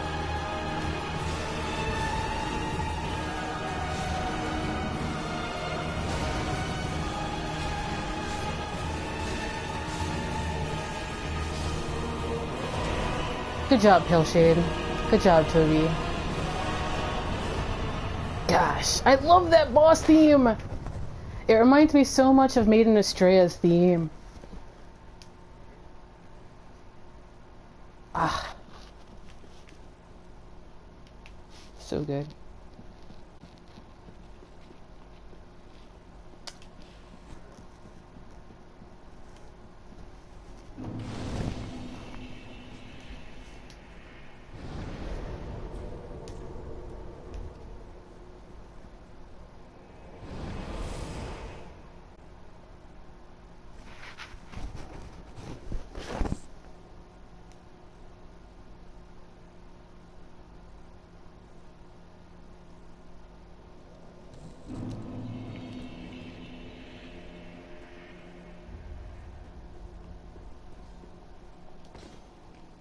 So now Greirat's back.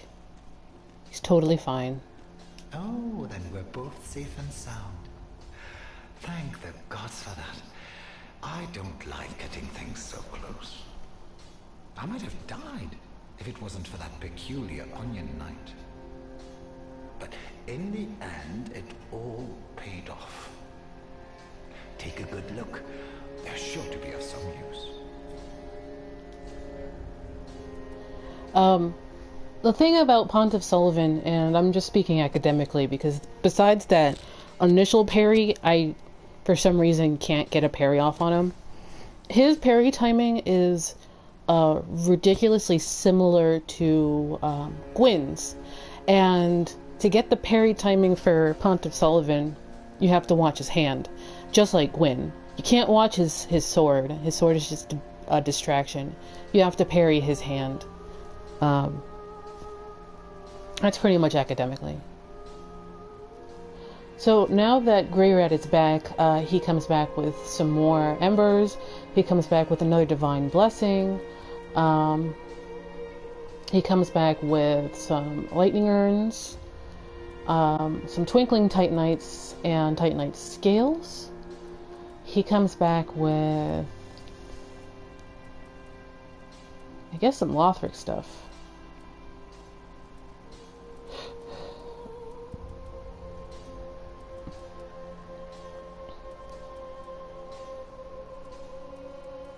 But mostly what he brings back is his assortment of arrows.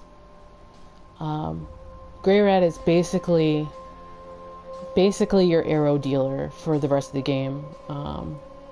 He comes back with Moonlight Arrows, which he only has, like, he has an unlimited supply of, which should tell you something even before you even hit outside of Pontiff Sulyvahn. It should tell you something about where you're actually at in Irithyll. And especially since he said that it was the home of moon-worshipping nobles. The fire arrows were there before. The Dragonslayer Greatarrows are new with his pillaging, which is also something that you should have remembered from Anor Londo. He also has Dragonslayer lightning arrows, which are important. And he comes in with sniper bolts and lightning bolts.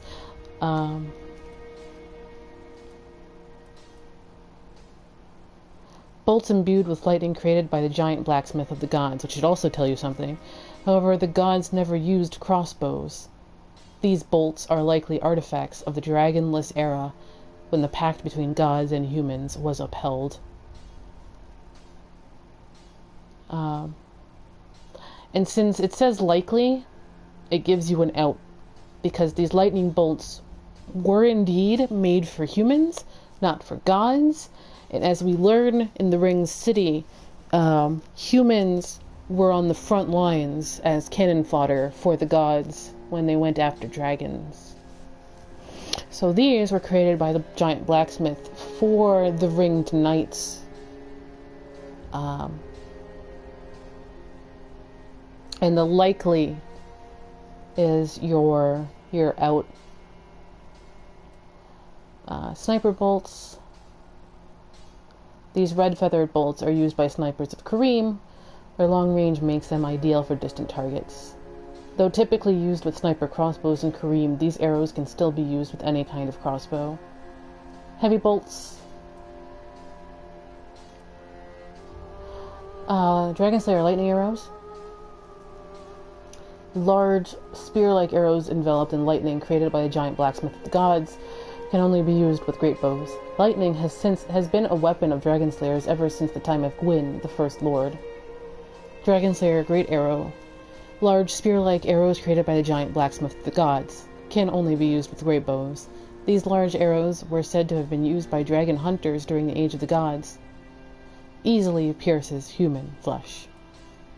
And Moonlight Arrows. Magical arrows said to have been used by the Dark Moon Knights. Imbued with a silver light, these arrows inflict magic damage.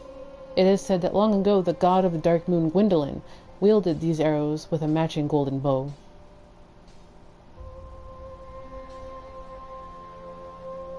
Hey, Zephyr, what's up? Goodbye.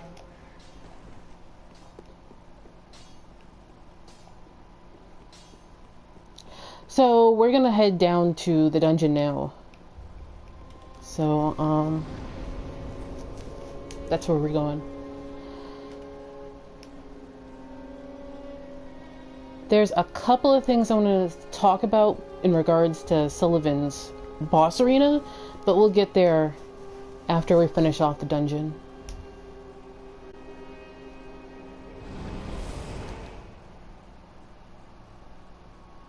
Yeah, we go through this, and this is like my 9th build in Dark Souls, so we're just being smartasses, hanging out. I don't think you can summon for Alva, because this is the transitional area. Talking about the lore.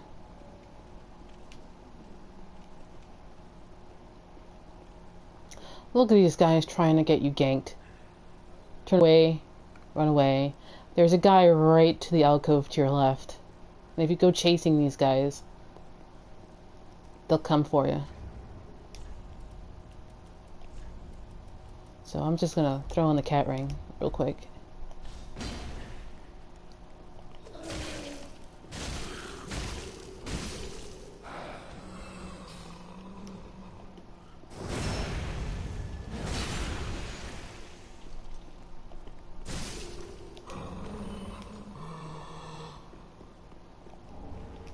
Yeah, we just finished Dark Souls 2 the other day, And so we're burning through Dark Souls 3, probably faster than Dark Souls 2 because I played this game to death.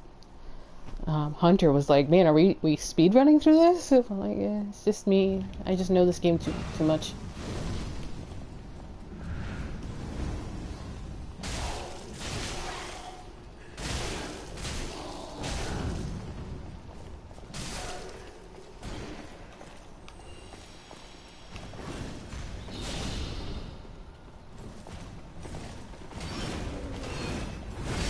Yeah.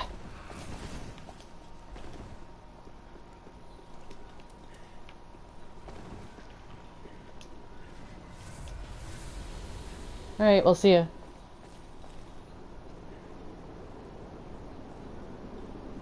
Foiled by a fog wall.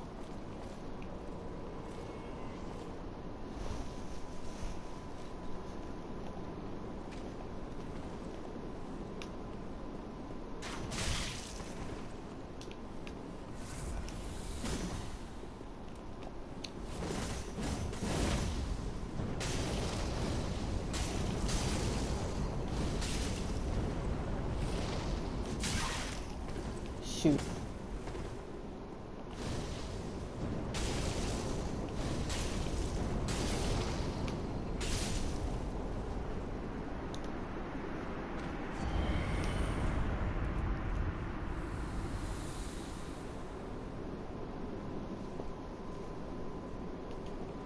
F for Alva, yeah. Murokuma was a great weapon. My main build is like has been using the Murokuma kill Madir for like since the Ring City came out. I love the Murokuma. I will be right back. I'm gonna go dump some souls into myself and come right back. Is it?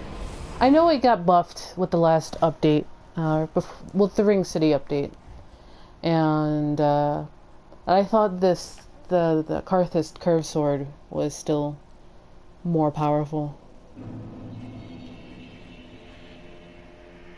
Well, all of that is on my YouTube channel. Links should be in the bottom. Welcome, how speak thine heart's desire. Very well. Then touch the darkness within me. Take nourishment from these sovereignless souls. Alright, I'm done there.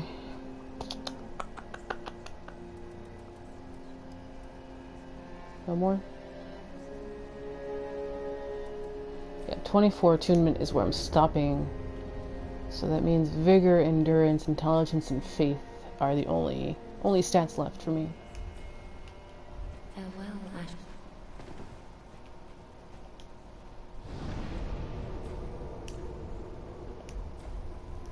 Alright.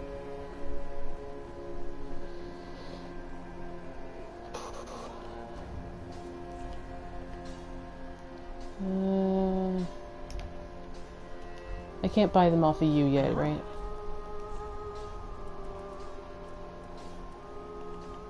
No. Alright, let's keep going. Back to the dungeon.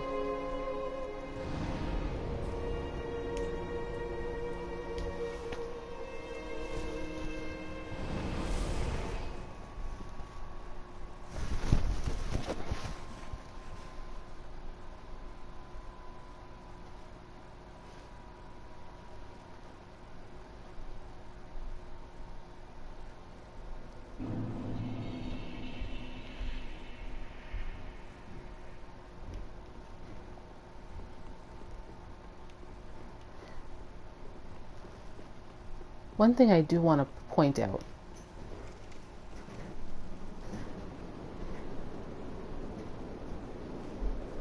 is that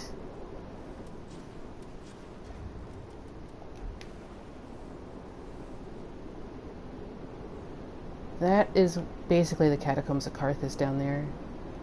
Or is it on the other side?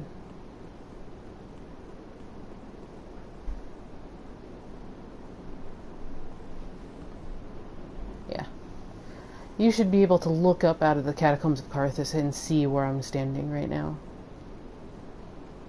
well, Smoldering Lake more specifically, but that lighting pop in.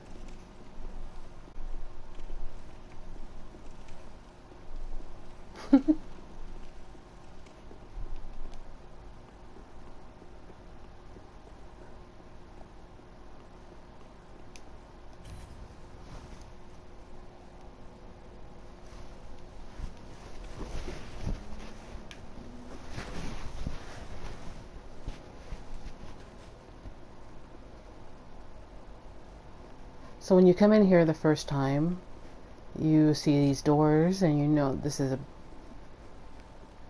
your more or less central location. Those of you who've played Demon Souls will recognize this place pretty, at least the coloring, because the coloring is very similar to Lothric.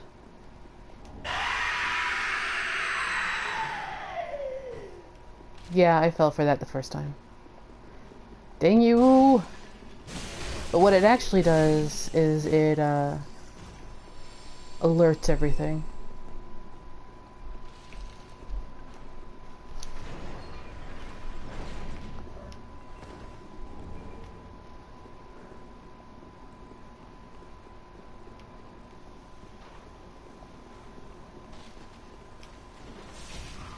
And that's locked, so you'll know you'll have to come back up here. Scream my coins!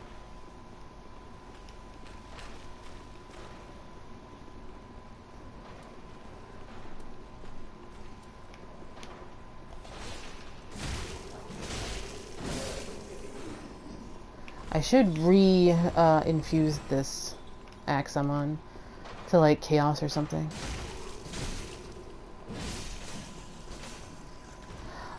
So the idea of this whole dungeon is Sulyvahn was using this dungeon and trying to divine as many secrets from different sorcery traditions as he possibly could. That's the actual reason for this dungeon. Now, if you watch the jailers and their "I'm going to deplete your health" attack, the effect is very similar to how Curse is visualized in Dark Souls 2.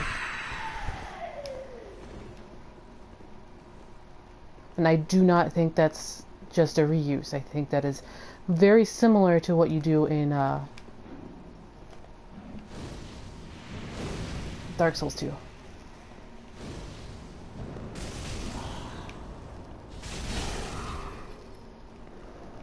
So they're using Dark Souls 2 Curse against you. Yeah, Sully was trying to be Aldia. The things that you find in this dungeon are all related to sorcery. You get Griggs's old armor from Dark Souls 1. You get the Xanthus ashes. You also get you also find Carla in here, who was the only one still alive.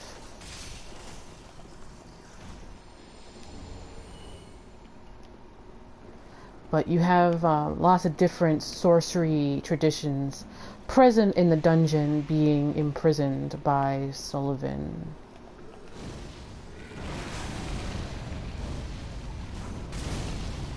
You know, I finished leveling up attunement and I totally forgot to attune a new spell.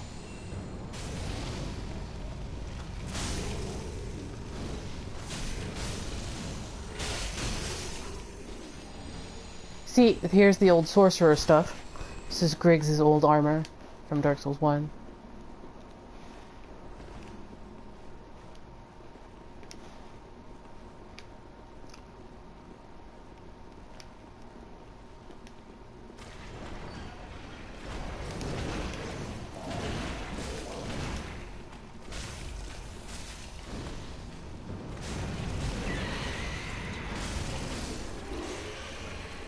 And defeating that thing gives you great magic shield. So that leech thing was probably a person that Sulyvahn somehow turned into the leech thing. probably part of his experimentation, and then he went and turned a couple other people into leech things and put them as guards at the Cathedral of the Deep. Like, people being turned into monsters isn't new for Souls. Aldia did it all the time.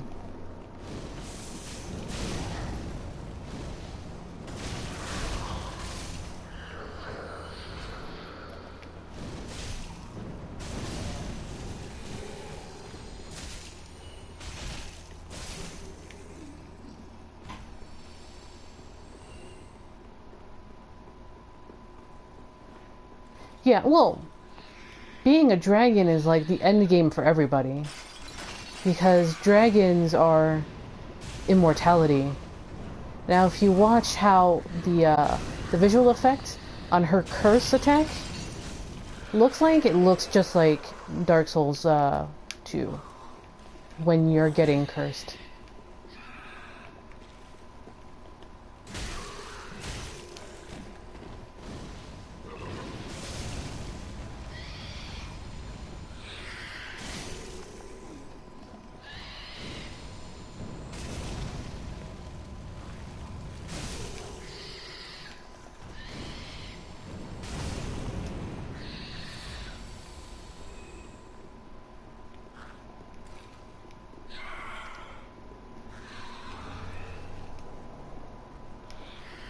This guy gives Aegon the willies. But this is a guy who is specifically non-aggressive to you, because they want you to see what's been going, like the end game that's been happening in the dungeons. This individual probably was a person, and they were trying to turn him into a dragon. But it's very wrong. They want you to see this guy and get a very close look at what's going on here. Aegon's reaction to these things was adorable. It's like, gives me the willies. It gave him conniptions.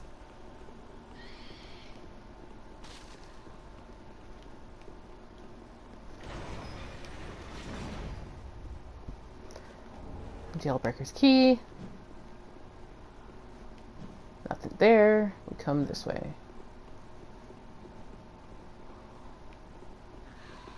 But yeah, that one is specifically non-aggressive because they want you to see what they've been doing. And the end game for pretty much everybody is pretty much the same. Immortality without the curse.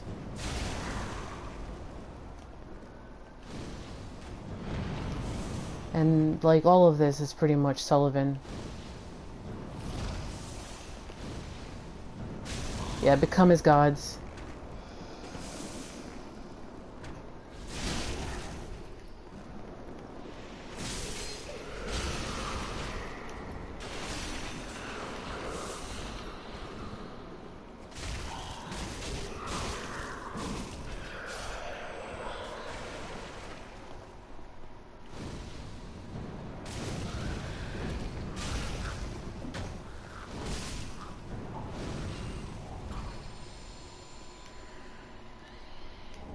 That's a simple gem, which will go on my shield ASAP.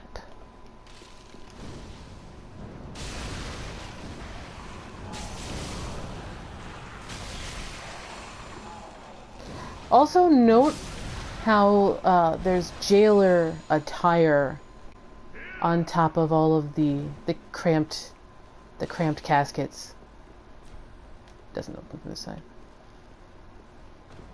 Like, they put the jailer's, like, torso armor on top of all the cramped,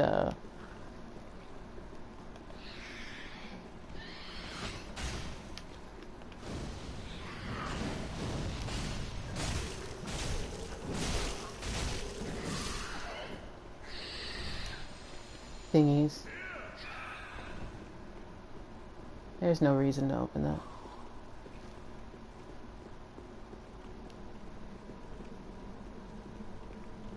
Here's your first look at the profaned capital. A place Sulyvahn ended up at and found the profane flame and then immediately conquered this area.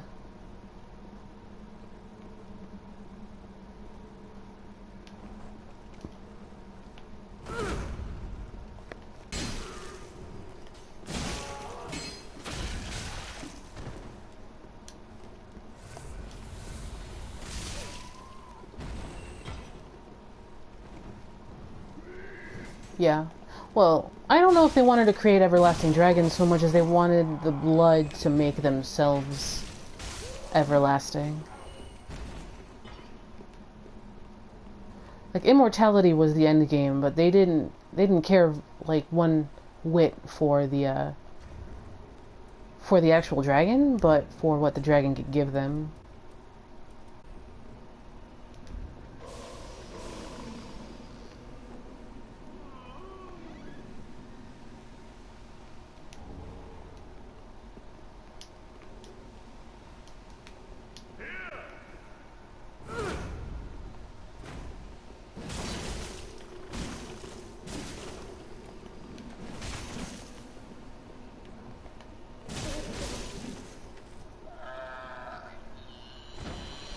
Rip that mimic. No symbol of avarice. Rip.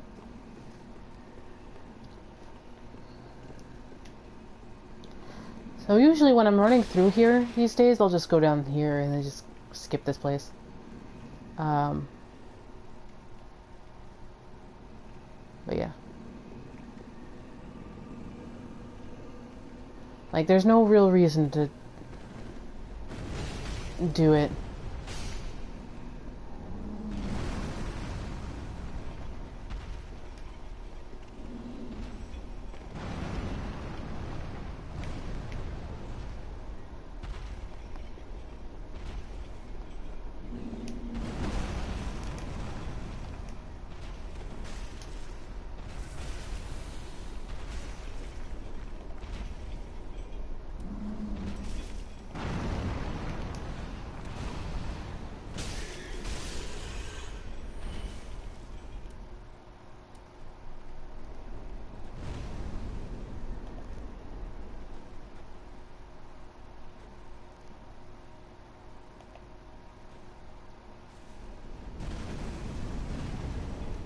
Just gonna grab that and run.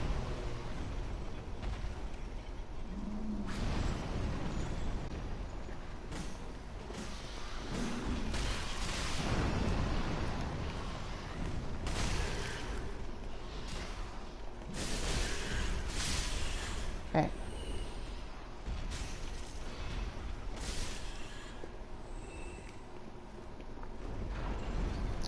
In New Game Plus or Double Plus, there is a ring right there. Or, like, right there. It's on one of these, like, levers.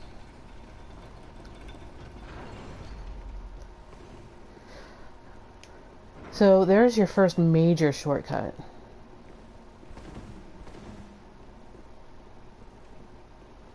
You've basically gotten through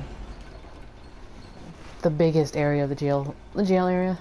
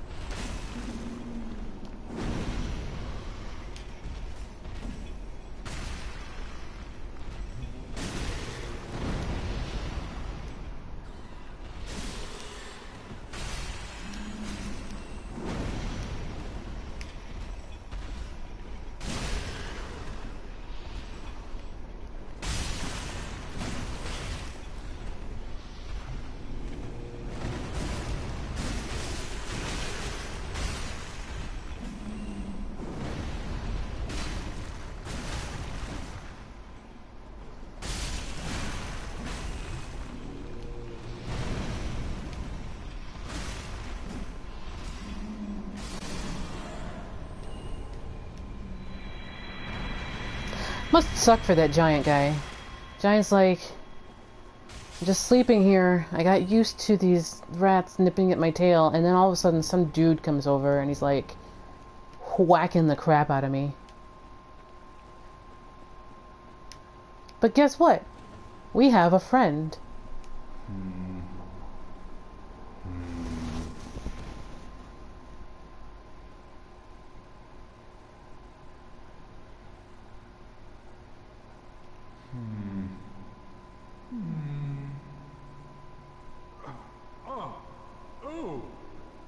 Yeah. Pardon me, I was absorbed in thought. Oh, look at me, trapped like a rat. But you needn't worry. I've just been sitting here weighing my options. The moment has almost come. I just need a bit more time. My liberation requires a key. But the key is outside. Riddle for the ages. My liberation with the key. Alright, so he gives you about as much clue as you can possibly get in a Souls game. He needs a key, which, you know, is obvious.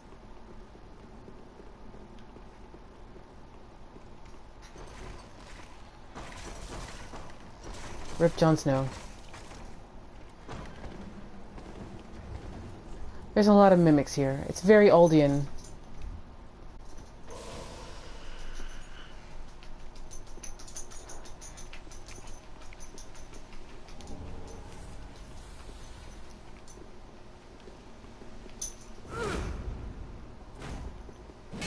Of course, I completely missed weapon art.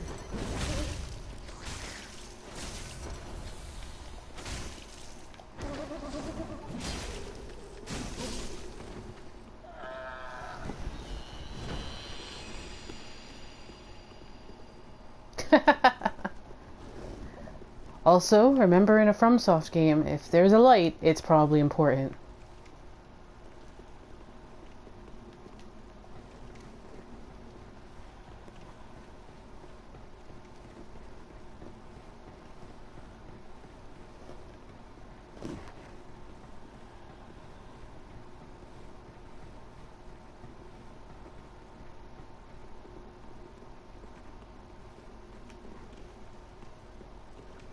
So here's your exit out.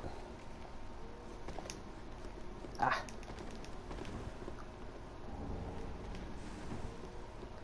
It's only lightning stuff anyway. I know, but I'd have to go all the way down and come all the way back up, and that's annoying.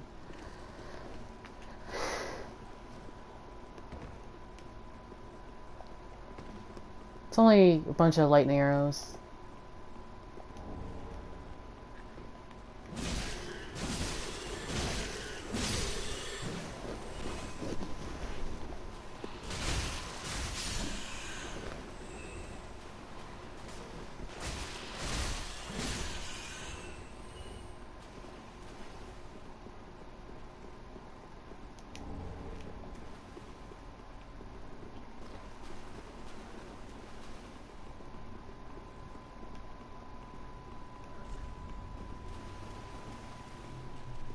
This one is the old cell key, which should trigger. Yeah, the old cell key triggers that.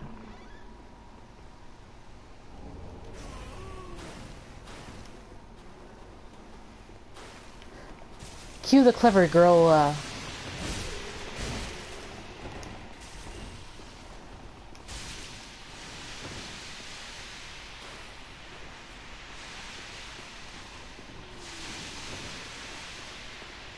the basilisks. They've gotten smarter.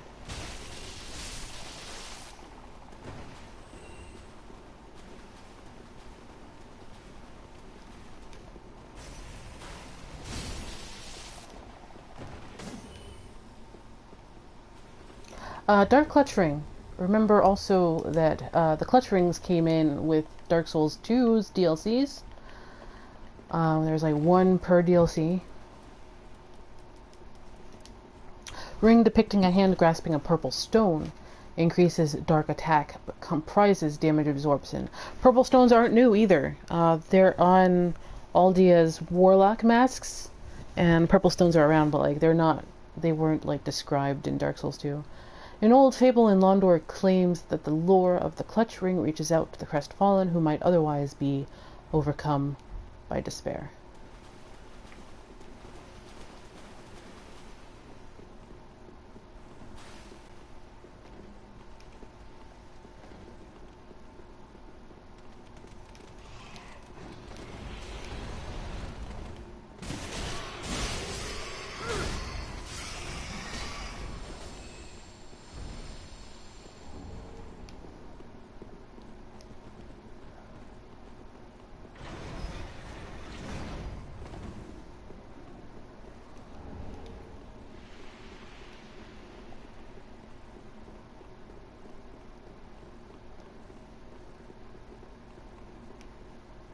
We'll be back.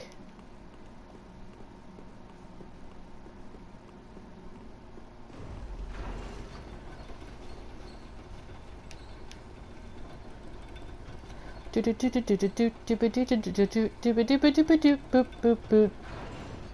my elevator music.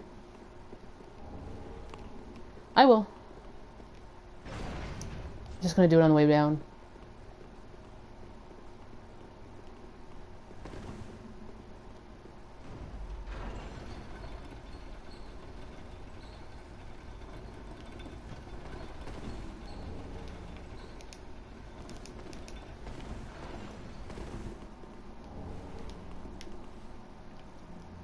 So this is one of the first times you can see it. Right above us.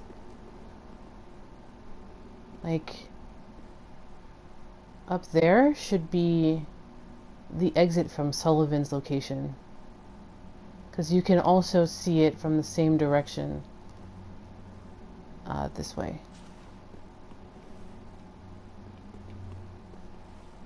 And you will need this gesture to proceed.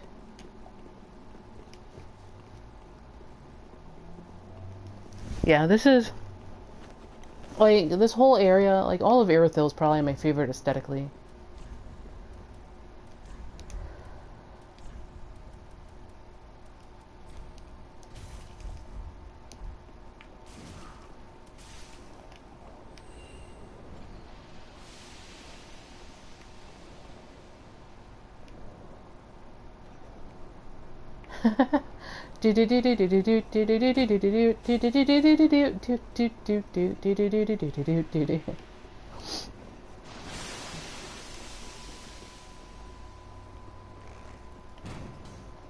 Get over here.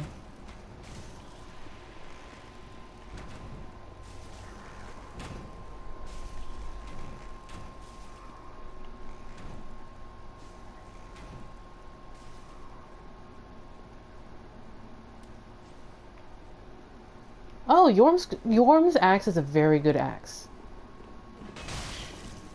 It has a nice reach.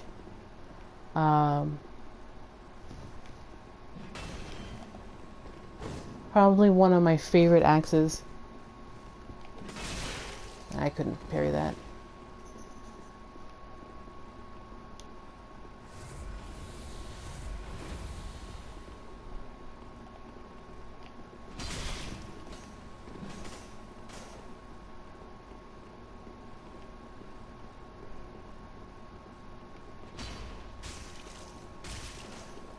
Yeah.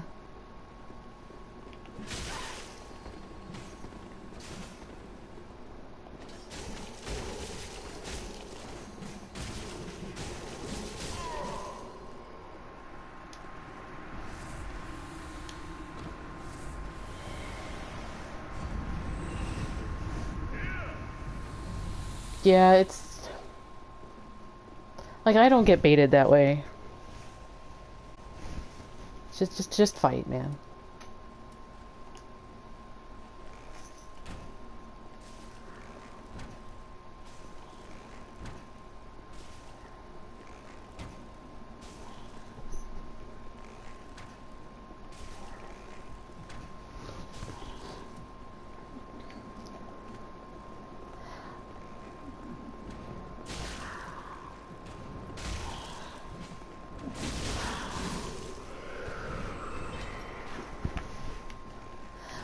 I don't know whose is more janky.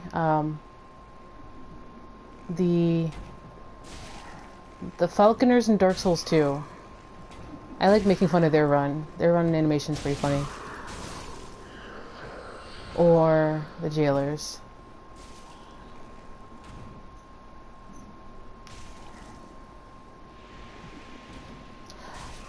They have the same gas from the Basilisks, but it doesn't curse you.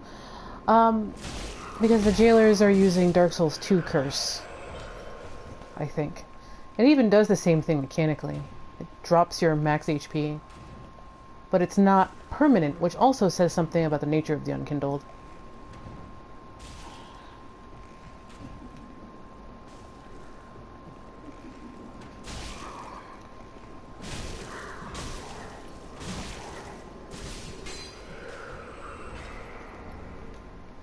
second jailer's trousers.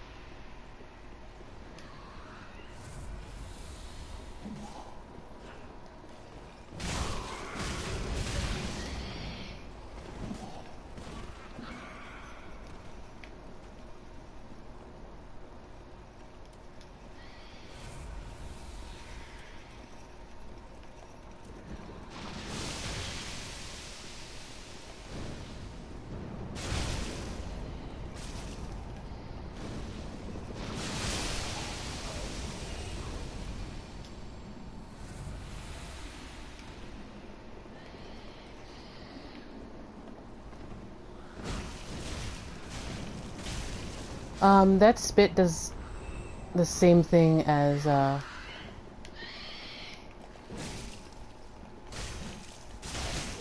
Aldia's giant blood. There's the profaned coal.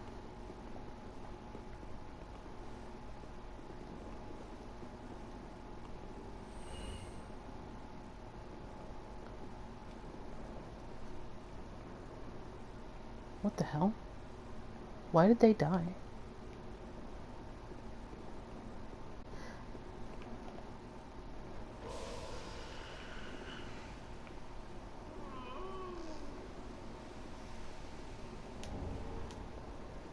Some Titanite scales.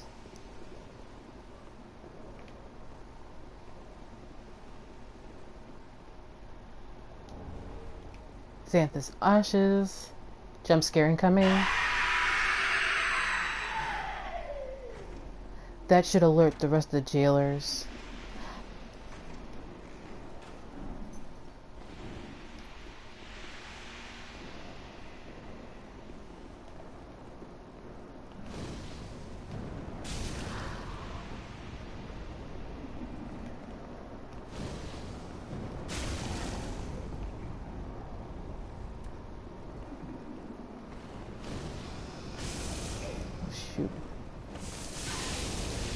I'm dead.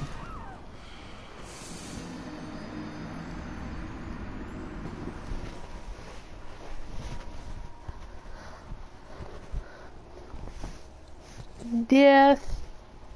Death becomes me.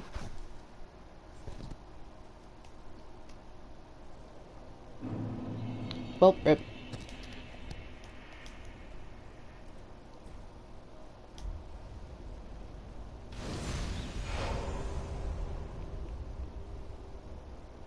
We picked up the Dust Crown Ring.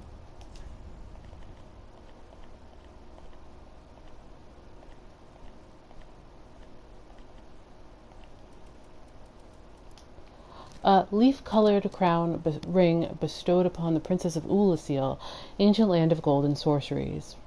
Reduces spell FP consumption, but also lowers HP.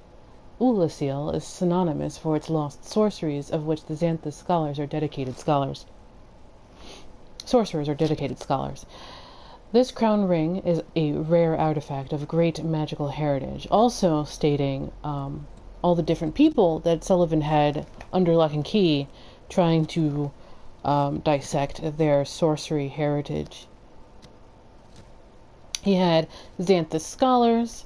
You also have evidence that he had Venheim scholars from super long time ago, because you find the old sorcerer coat, which says traditional attire worn by sorcerers of the Venheim Dragon School. Long ago, sorcerers were said to always dress properly, even while on distant journeys of discovery, even before such journeys were established curriculum.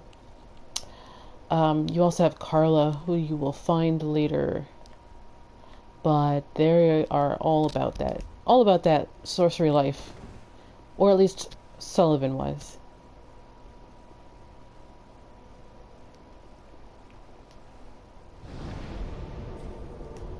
Well, Orbeck was part of the work study program. I doubt that they gave him the proper attire. Alright, I'm just gonna book it back down there.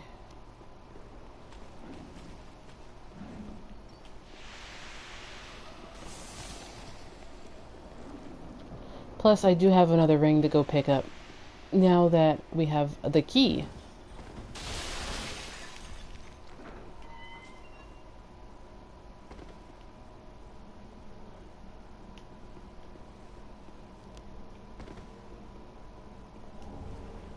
Bellowing.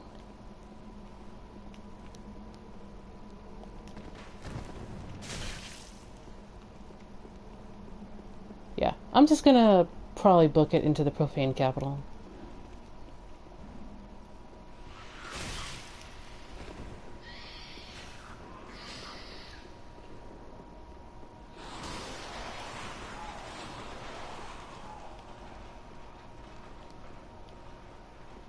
I got my Nikes on, aka the silver cat ring.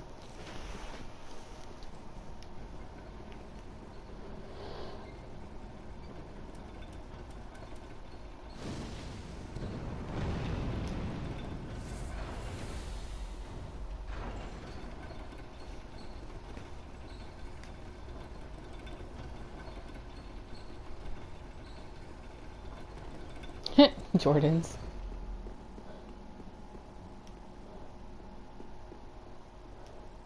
Fly like a cat through the sea.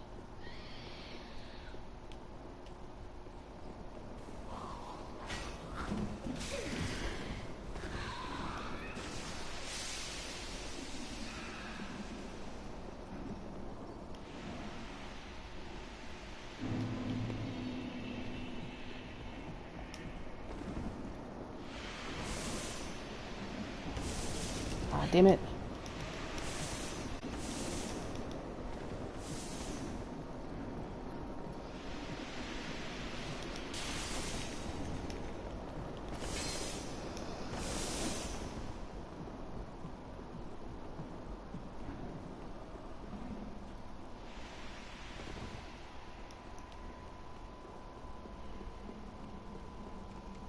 Yeah, that's the other thing their curse does.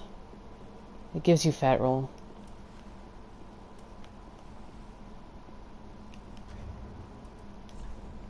$17 HP. Somebody can breathe on me and I'll die.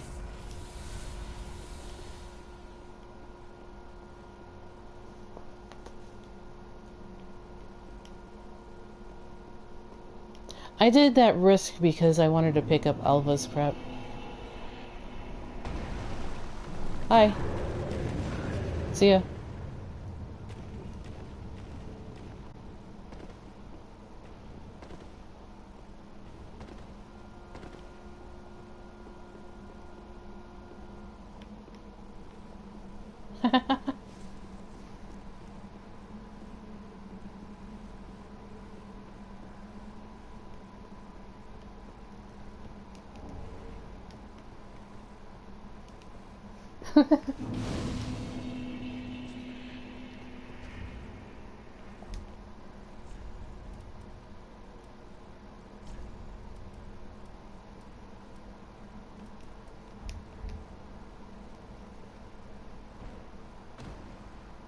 Best emote.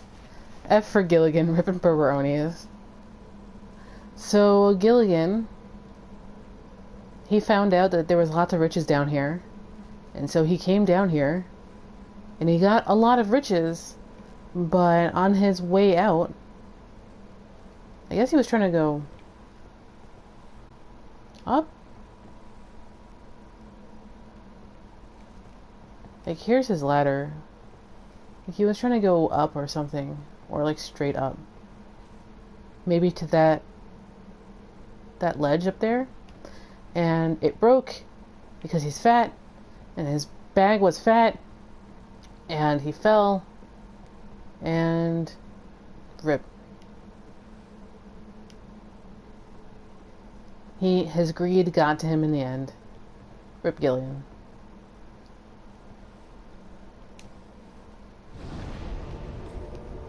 See here. We also got Alva's stuff.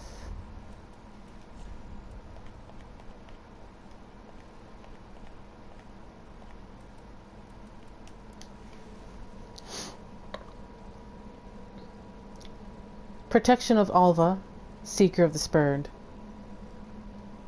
This steel body armor was trimmed to reduce weight. To this day, troubadours sing tales of the wandering knight Alva and his travels, and of his involvement with the saint and the witch. Needless to say, the songs traditionally end in tragedy. What else did we pick up? We picked up Profaned Flame. Pyromancy deriving from the profaned flame engulfs foes at range and burns them to ashes. The profaned capital was consumed by fire after Yorm and the giant became a lord of cinder. The fire, born of the sky, is said to have incinerated naught but human flesh.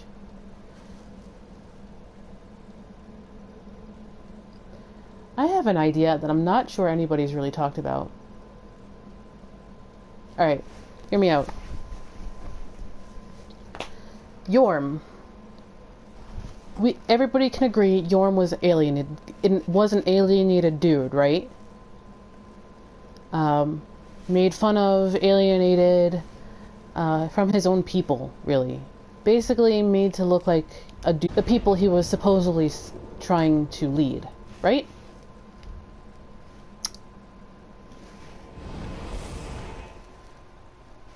So, Yorm is probably really angry that all of these people don't like him, they've alienated him, he's now somehow their leader, and blah blah blah.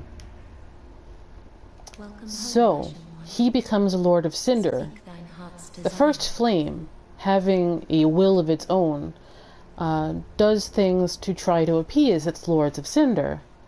And thus, it kind of, his anger at his own people and his hate of his own people profaned a bit of flame and destroyed all of the people who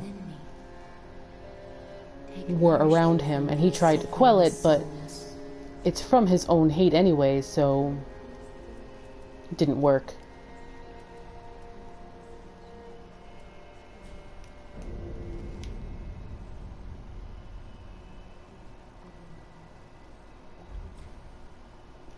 Farewell, Ashen One.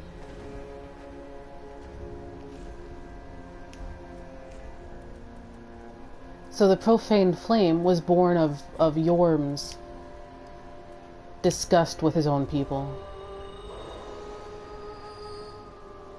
Yeah. It was twisted because of Yorm's, hate of his own people. And loneliness. Remember, loneliness and hate and regret are part and parcel of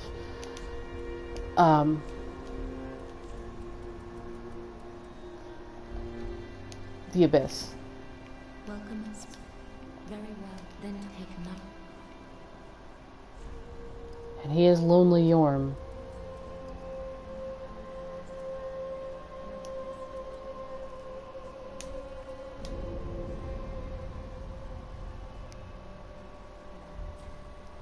Farewell, Ashen One.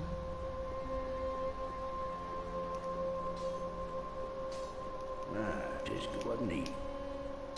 Pretty be careful. So we have the profaned coal.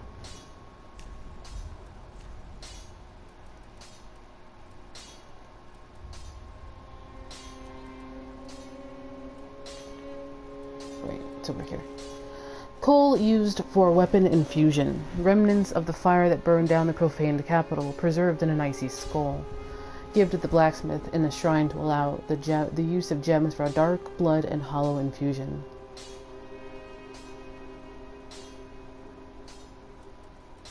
Xanthus Ashes. Umbral ash of a sorcerer who explored the golden sorcery of the long-lost land. With this, the shrine handmaid will prepare new items. They were called Xanthus Scholars, but some foolishly imitate them by simply dressing in yellow. The Jailbreaker Key. Key to the barred window in the Irithyll dungeon, but the window only leads to a bottomless black pit below and, above, a paltry view of the ruined, profaned capital. The very architecture appears to be a cruel joke. The jailers played on would-be escapees. The funny thing about that is the door it leads out to, the profaned capital as you know it, is below you. and then like to your side is that bottomless black pit. So why would it say that the profaned capital was above?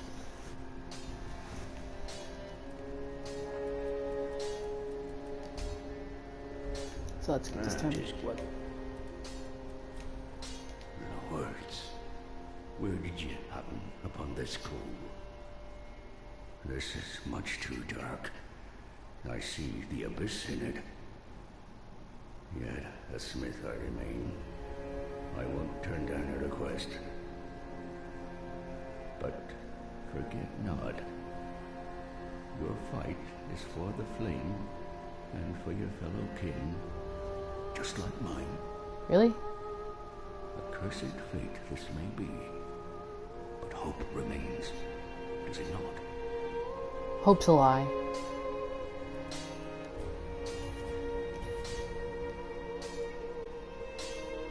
Prithee, be careful.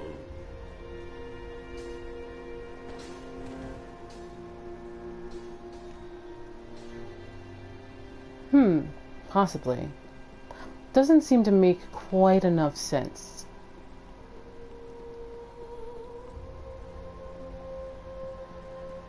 Are you gonna give me this key now? Well, hasn't it been some time? I'm Leonard, the Ringfinger. Remember me? I slipped you those red eyes some time ago. You're making quite an effort of it, so I thought you might like to know. Not really. If you yearn for a proper red-eye orb, one that is uncracked, then kill the Dark Wraith, survivor of the land swallowed by darkness. He has been a prisoner for many ages. Do you remember me, Senpai? I can see it in your eyes. If You you can? didn't invade, didn't pillage, whatever would you do?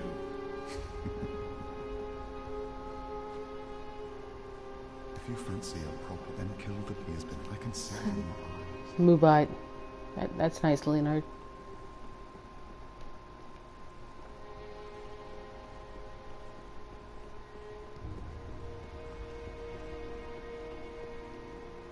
Just gonna go pick up a seed. You have to remember to pick them up. Leonard is secretly a nerd. Leonard? Huh? Huh? Leonard.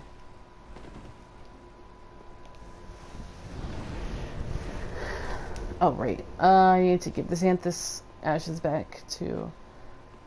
What's her face? Ah, how gracious. Passing fine ash thou hast given. Let this ash bestow nourishment. I'm not I sure. only hope these new wares content thee. At the very least, I might just free... Siegward.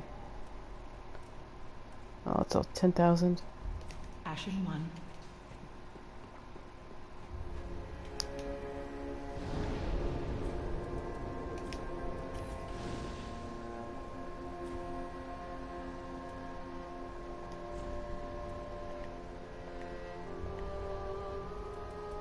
Don't need that, don't need that, don't need that.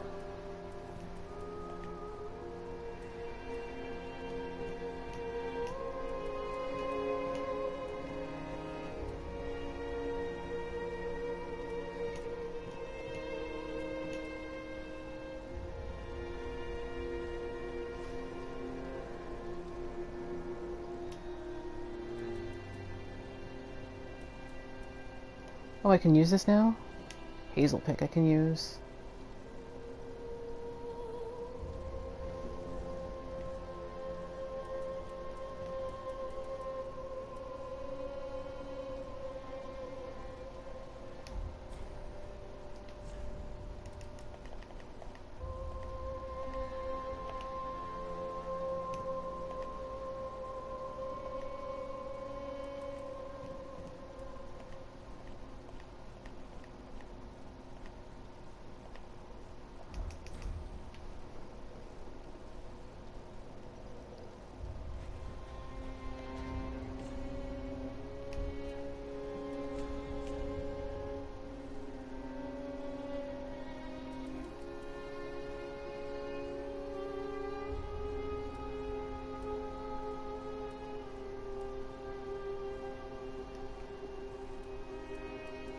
What do you guys think about switching to the Brigand Axe?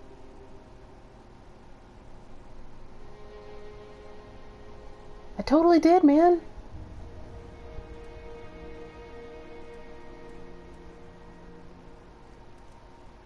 I'm not sure if Hazel Pick is going to be useful, considering I don't use spells.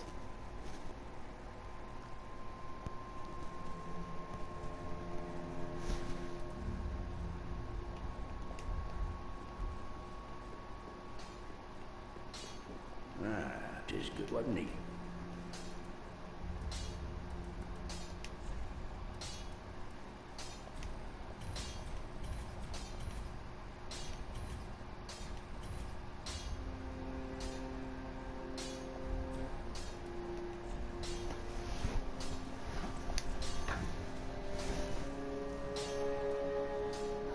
Fire gem drops.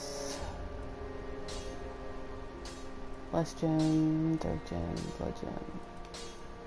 Hollow gem poison.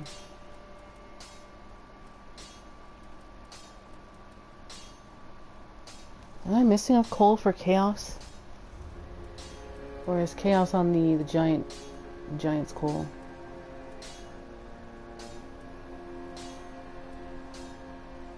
Hmm.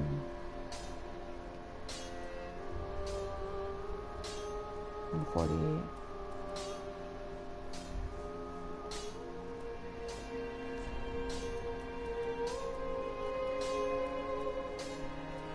Yeah, I can't throw simple on yet either.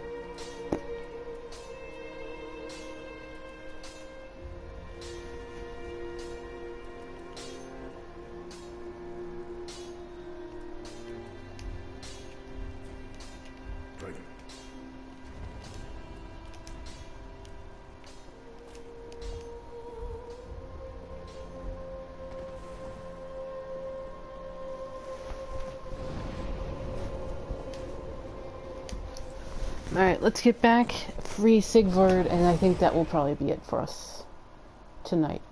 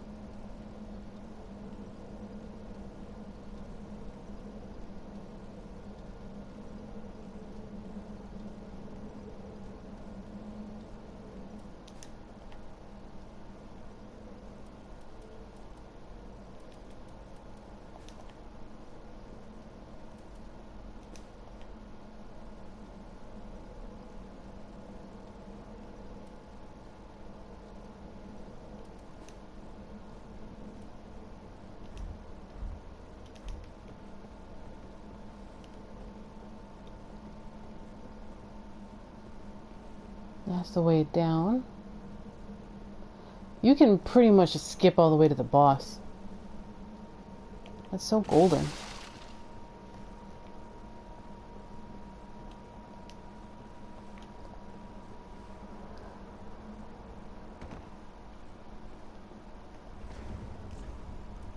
I probably would take Chloranthy over that.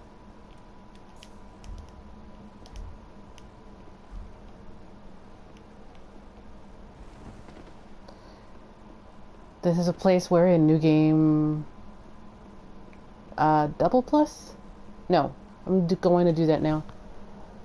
New Game Double Plus, there's a ring down here. These are probably the most interesting statues in the game.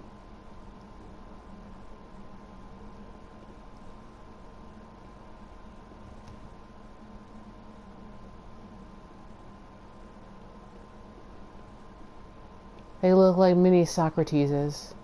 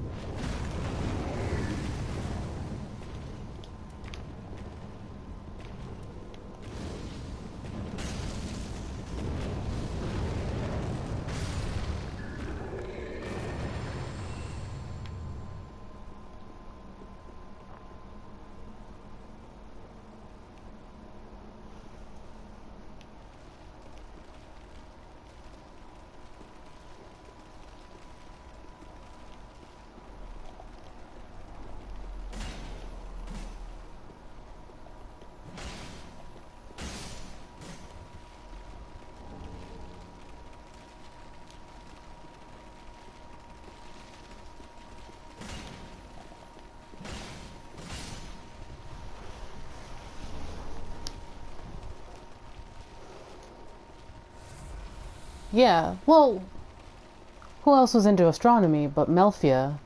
So this could also have remnants of Melfia in it too.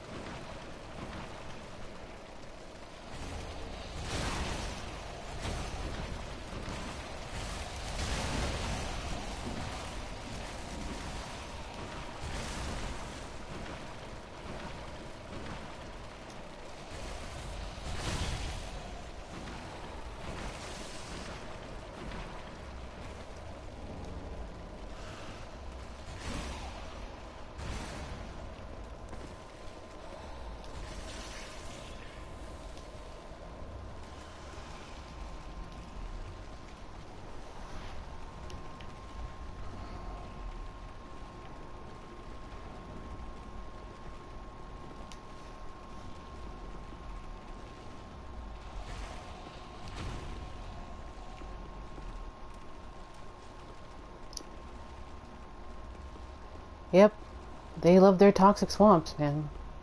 Love it.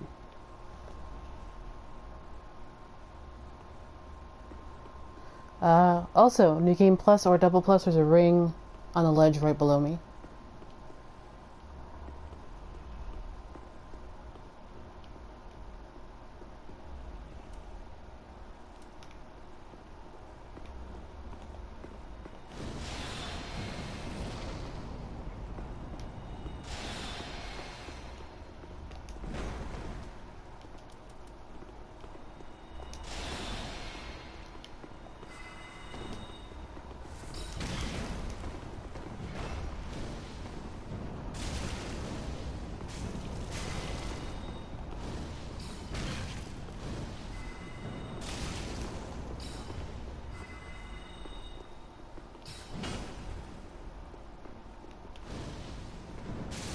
Get wrecked.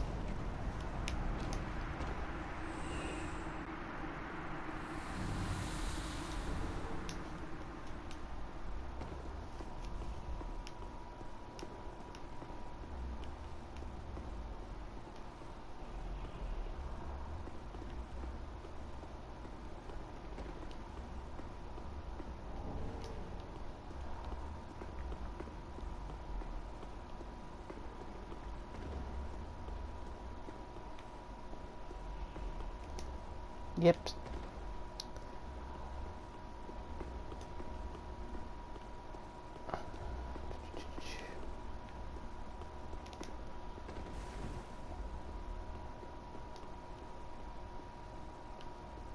Hey.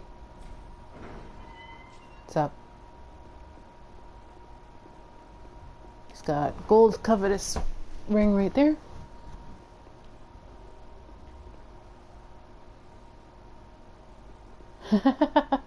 Ah, you are a saint. Once again, you are my valiant savior. I, Siegward of Catarina, express my deepest gratitude. Take this, a token of my thanks. Go on. It's all yours. Thanks for the Titanite slab. Ah, no, please. Go on ahead. I've my own road to take, and a duty to fulfill. Very soon. Ah, no, Alright, he's good. See you, Siegward.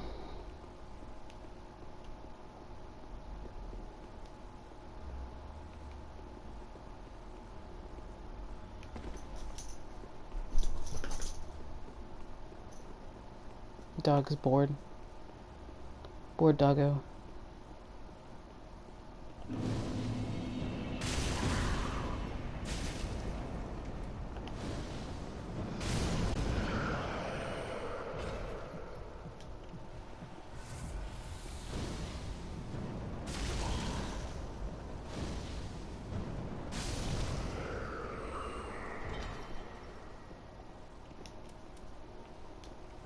Oops.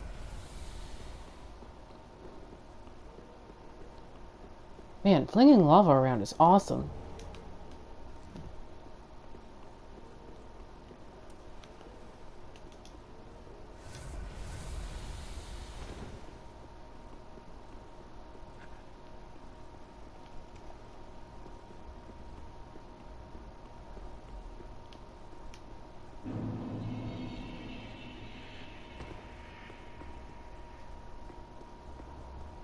Yeah, the jailers are basically true basilisks. Like they have the same basilisk kind of thing.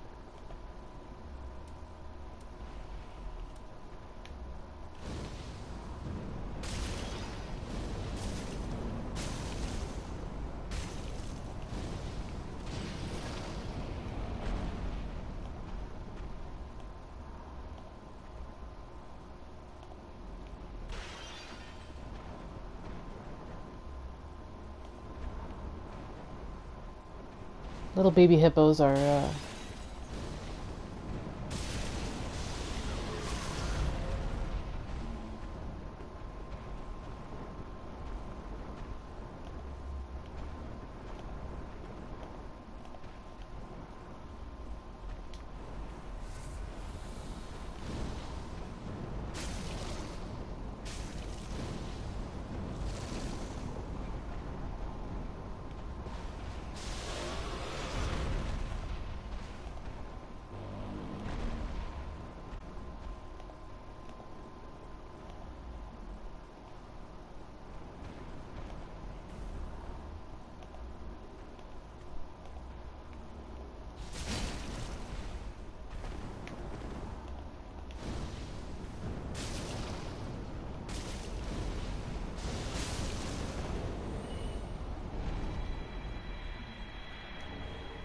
dung pies for everybody. And there's the court sorcerer, which has a cool hat. I have a cool hat now.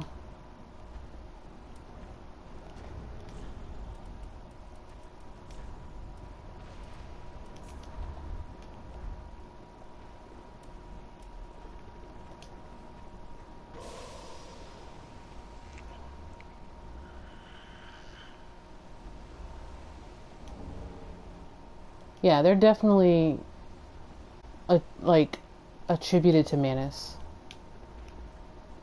They're probably descendants of like the ladies of Manus.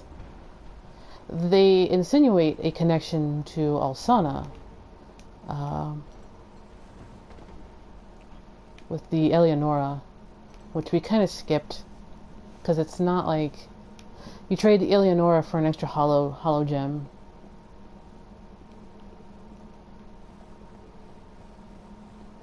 But that's about... We might get it next time, because we're already running a little late.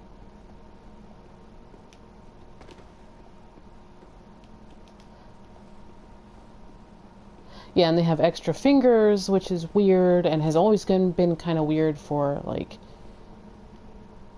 witches. One of the ways people used to think of witches was, like, they had an extra finger.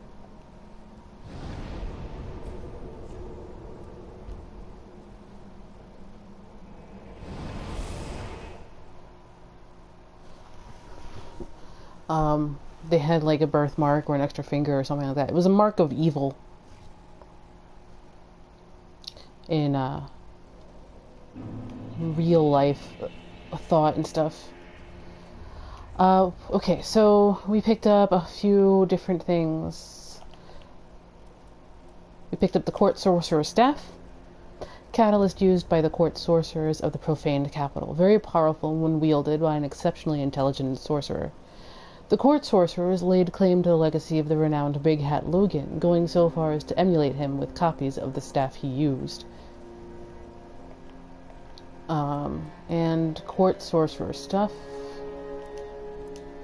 Robe worn by court sorcerers of the profaned capital. The formal gold stitching suggests they may have also been oracles. And gold in Souls is also an important metal. Gold hemmed robe was an important robe by the Exiled ladies. Gold is the color of miracle lightning, and gold's around. Bronze is new, but it fits in with the pyromancers. There are many sorcerers who claim heirship to the great sage Big Hat Logan, and the profaned capital houses one of the two leading schools, the other one being not Venheim, but the Crystal Sages. They think they're big hats. What else did we pick up? We picked up the Curse Bite Ring. One of the bite rings native to Karim increases cursed resistance. The crafting of these rings is forbidden, perhaps owing to a fear of malleable stone. Clerics, however, freely dabble in the art. In the middle is a teeny tiny little purging stone.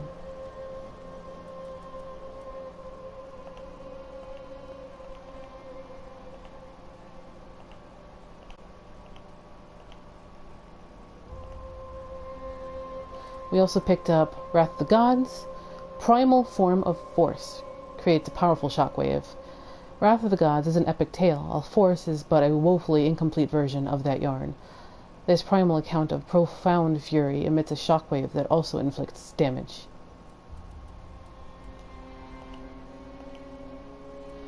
And we also picked up the Jailer's Key. Ring of the Jailers of the Irithyll dungeon held by the jailer. Opens most cell doors. On what grounds do they remain imprisoned, considering that by now they are mindless hollows or unrealized gibbering fools? It's because the jailers are also hollow, and that's kind of the last thing they remember doing, so they just kept doing it. What else did we pick up? Did we pick up anything else that I haven't read? I think the jailer's gloves and their pants.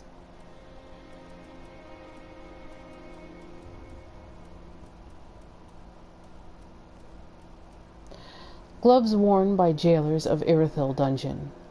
The jailers were among the few survivors inhabiting the profaned capital, later serving under Pontiff Sulyvahn. Perhaps the screams emanating from the cells helped them forget their old home. So yeah, the dungeon is run by Sulyvahn, and Sulyvahn was shoving as many sorcerer schools in there as possible, probably dissecting them and trying to gain as much information as possible for his own ambitions.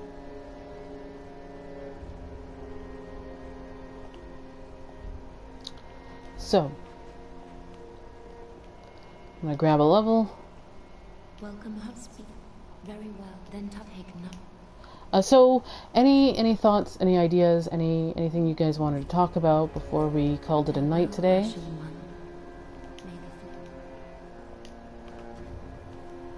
I have a cool hat.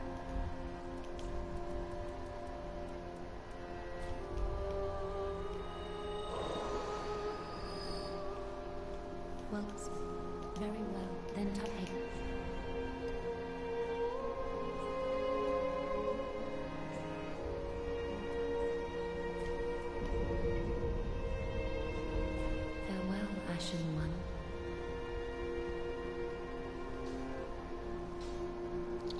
So next time we will tie up a few loose ends hanging out in the dungeon. Now that we have the key, we'll kill Yorm and tie up the loose ends there. So until next time, thank you for joining me.